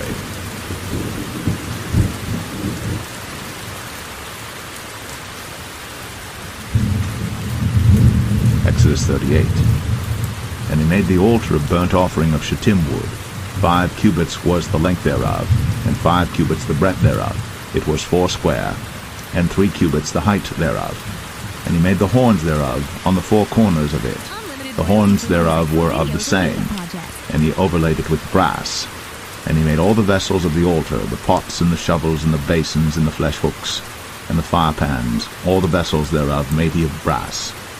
And he made for the altar a brazen grate of network under the compass thereof, beneath unto the midst of it. And he cast 4 rings for the 4 ends of the grate of brass, to be places for the staves. And he made the staves of shittim wood, and overlaid them with brass. And he put the staves into the rings on the sides of the altar, to bear it withal. He made the altar hollow with boards. And he made the laver of brass, and the foot of it of brass, of the looking glasses of the women assembling, which assembled at the door of the tabernacle of the congregation. And he made the court. On the south side southward the hangings of the court were of fine twined linen, 100 cubits. Their pillars were 20, and their brazen sockets 20. The hooks of the pillars and their fillets were of silver. And for the north side the hangings were 100 cubits, their pillars were 20, and their sockets of brass 20. The hooks of the pillars and their fillets of silver. And for the west side were hangings of 50 cubits, their pillars 10, and their sockets 10. The hooks of the pillars and their fillets of silver. And for the east side eastward 50 cubits. The hangings of the one side of the gate were 15 cubits, their pillars 3, and their sockets 3. And for the other side of the court gate, on this hand and that hand, were hangings of 15 cubits, their pillars 3, and their sockets 3. All the hangings of the court round about were of fine twined linen. And the sockets for the pillars were of brass, the hooks of the pillars and their fillets of silver, and the overlaying of their chapiters of silver. And all the pillars of the court were filleted with silver. And the hanging for the gate of the court was needlework, of blue and purple and scarlet and fine twined linen. And 20 cubits was the length, and the height and the breadth was 5 cubits, answerable to the hangings of the court. And their pillars were 4, and their sockets of brass 4, their hooks of silver, and the overlaying of their chapiters and their fillets of silver. And all the pins of the tabernacle and of the court round about were of brass. This is the sum of the tabernacle, even of the tabernacle of testimony, as it was counted, according to the commandment of Moses, for the service of the Levites, by the hand of Ithamar, son to Aaron the priest. And Bezalel, the son of Uri, the son of Hur, of the tribe of Judah, made all that the Lord commanded Moses. And with him was Aholiab, son of Ahisamach, of the tribe of Dan, an engraver, and a cunning workman, and an embroiderer in blue, and in purple, and in scarlet, and fine linen. All the gold that was occupied for the work, and all the work of the holy place, even the gold of the offering, was 29 talents, and 730 shekels after the shekel of the sanctuary. And the silver of them that were numbered of the congregation was 100 talents, and 1,760 shekels after the shekel of the sanctuary. A bekah for every man, that is, half a shekel, after the shekel of the sanctuary, for every one that went to be numbered, from 20 years old and upward, for 600,000 and 3,550 men. And of the 100 talents of silver were cast the sockets of the sanctuary, and the sockets of the veil, and 100 sockets of the 100 talents, a talent for a socket. And of the 1,775 shekels he made hooks for the pillars, and overlaid their chapiters, and filleted them. And the brass of the offering was 70 talents, and 2,400 shekels. And therewith he made the sockets to the door of the tabernacle of the congregation, and the brazen altar, and the brazen grate for it, and all the vessels of the altar, and the sockets of the court round about, and the sockets of the court gate, and all the pins of the tabernacle, and all the pins of the court round about.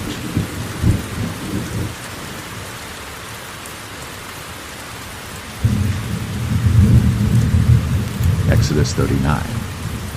And of the blue, and purple, and scarlet they made cloths of service, to do service in the holy place, and made the holy garments for Aaron, as the Lord commanded Moses. And he made the ephod of gold, blue, and purple, and scarlet, and fine twined linen. And they did beat the gold into thin plates, and cut it into wires, to work it in the blue, and in the purple, and in the scarlet, and in the fine linen, with cunning work. They made shoulder pieces for it, to couple it together. By the 2 edges was it coupled together. And the curious girdle of his ephod that was upon it was of the same, according to the work thereof, of gold, blue, and purple, and scarlet, and fine twined linen, as the Lord commanded Moses. And they wrought onyx stones enclosed in ouches of gold, graven as signets are graven, with the names of the children of Israel.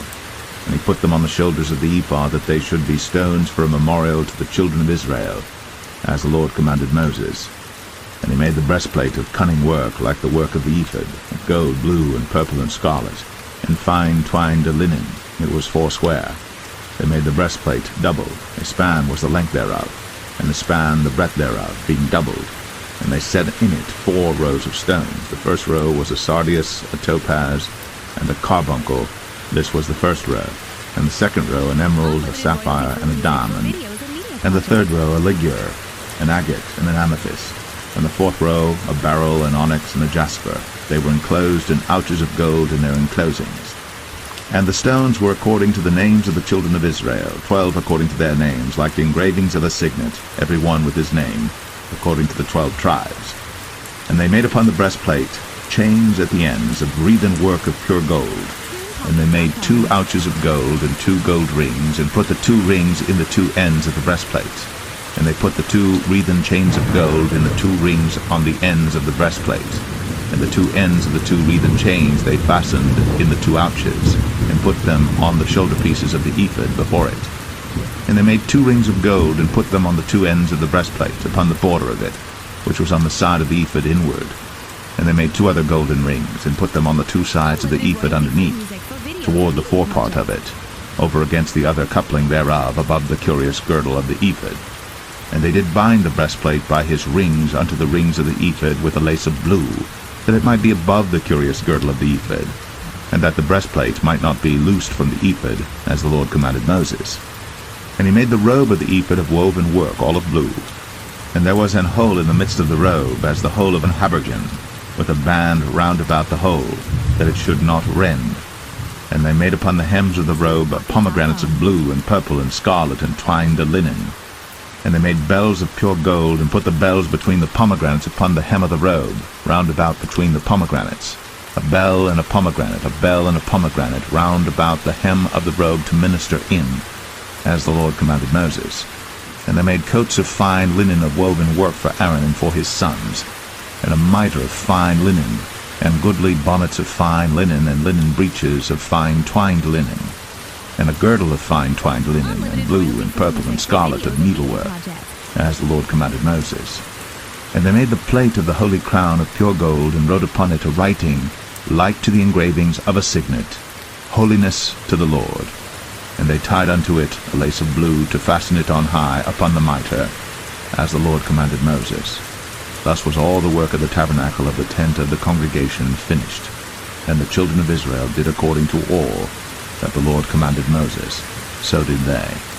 And they brought the tabernacle unto Moses, the tent, and all his furniture, his taches, his boards, his bars, and his pillars, and his sockets, and the covering of ram skins dyed red, and the covering of badger skins, and the veil of the covering, the ark of the testimony, and the staves thereof, and the mercy seat, the table and all the vessels thereof, and the showbread, the pure candlestick, with the lamps thereof, even with the lamps to be set in order, and all the vessels thereof, and the oil for light, and the golden altar, and the anointing oil, and the sweet incense, and the hanging for the tabernacle door, the brazen altar, and his grate of brass, his staves and all his vessels, the laver and his foot, the hangings of the court, his pillars and his sockets, and the hanging for the court gate, his cords, and his pins, and all the vessels of the service of the tabernacle for the tent of the congregation, the cloths of service to do service in the holy place, and the holy garments for Aaron the priest,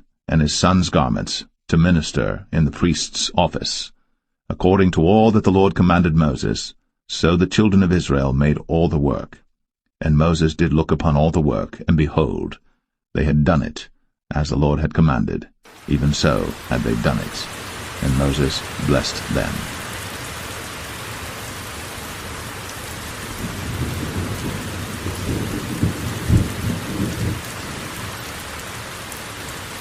Exodus 40. And the Lord spake unto Moses, saying, On the first day of the first month shalt thou set up the tabernacle of the tent of the congregation, and thou shalt put therein the ark of the testimony, and cover the ark with the veil. And thou shalt bring in the table, and set in order the things that are to be set in order upon it. And thou shalt bring in the candlestick, and light the lamps thereof. And thou shalt set the altar of gold for the incense before the ark of the testimony, and put the hanging of the door to the tabernacle. And thou shalt set the altar of the burnt offering before the door of the tabernacle of the tent of the congregation. And thou shalt set the laver between the tent of the congregation and the altar, and shalt put water therein. And thou shalt set up the court round about, and hang up the hanging at the court gate. And thou shalt take the anointing oil, and anoint the tabernacle, and all that is therein, and shalt hallow it, and all the vessels thereof, and it shall be holy. And thou shalt anoint the altar of the burnt offering, and all his vessels, and sanctify the altar, and it shall be an altar most holy. And thou shalt anoint the laver and his foot, and sanctify it. And thou shalt bring Aaron and his sons unto the door of the tabernacle of the congregation, and wash them with water. And thou shalt put upon Aaron the holy garments, and anoint him, and sanctify him, that he may minister unto me in the priest's office. And thou shalt bring his sons, and clothe them with coats. And thou shalt anoint them, as thou didst anoint their father, that they may minister unto me in the priest's office. For their anointing shall surely be an everlasting priesthood throughout their generations. Thus did Moses. According to all that the Lord commanded him, so did he. And it came to pass in the first month, in the second year, on the first day of the month, that the tabernacle was reared up. And Moses reared up the tabernacle, and fastened his sockets, and set up the boards thereof, and put in the bars thereof, and reared up his pillars. And he spread abroad the tent over the tabernacle, and put the covering of the tent above upon it, as the Lord commanded Moses. And he took and put the testimony into the ark, and set the staves on the ark, and put the mercy seat above upon the ark. And he brought the ark into the tabernacle, and set up the veil of the covering, and covered the ark of the testimony, as the Lord commanded Moses. And he put the table in the tent of the congregation upon the side of the tabernacle northward without the veil. And he set the bread in order upon it before the Lord, as the Lord had commanded Moses. And he put the candlestick in the tent of the congregation over against the table on the side of the tabernacle southward. And he lighted the lamps before the Lord, as the Lord commanded Moses. And he put the golden altar in the tent of the congregation before the veil. And he burnt sweet incense thereon, as the Lord commanded Moses. And he set up the hanging at the door of the tabernacle. And he put the altar of burnt offering by the door of the tabernacle of the tent of the congregation, and offered upon it the burnt offering and the meat offering, as the Lord commanded Moses. And he set the laver between the tent of the congregation and the altar, and put water there to wash withal. And Moses and Aaron and his sons washed their hands and their feet thereat, when they went into the tent of the congregation, and when they came near unto the altar, they washed, as the Lord commanded Moses. And he reared up the court round about the tabernacle and the altar, and set up the hanging of the court gate. So Moses finished the work. Then a cloud covered the tent of the congregation, and the glory of the Lord filled the tabernacle.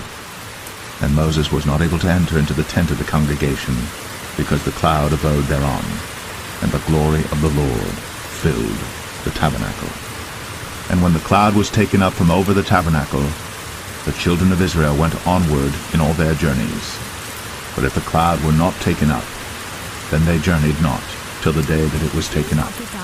For the cloud of the Lord was upon the tabernacle by day, and fire was on it by night, in the sight of all the house of Israel, throughout all their journeys.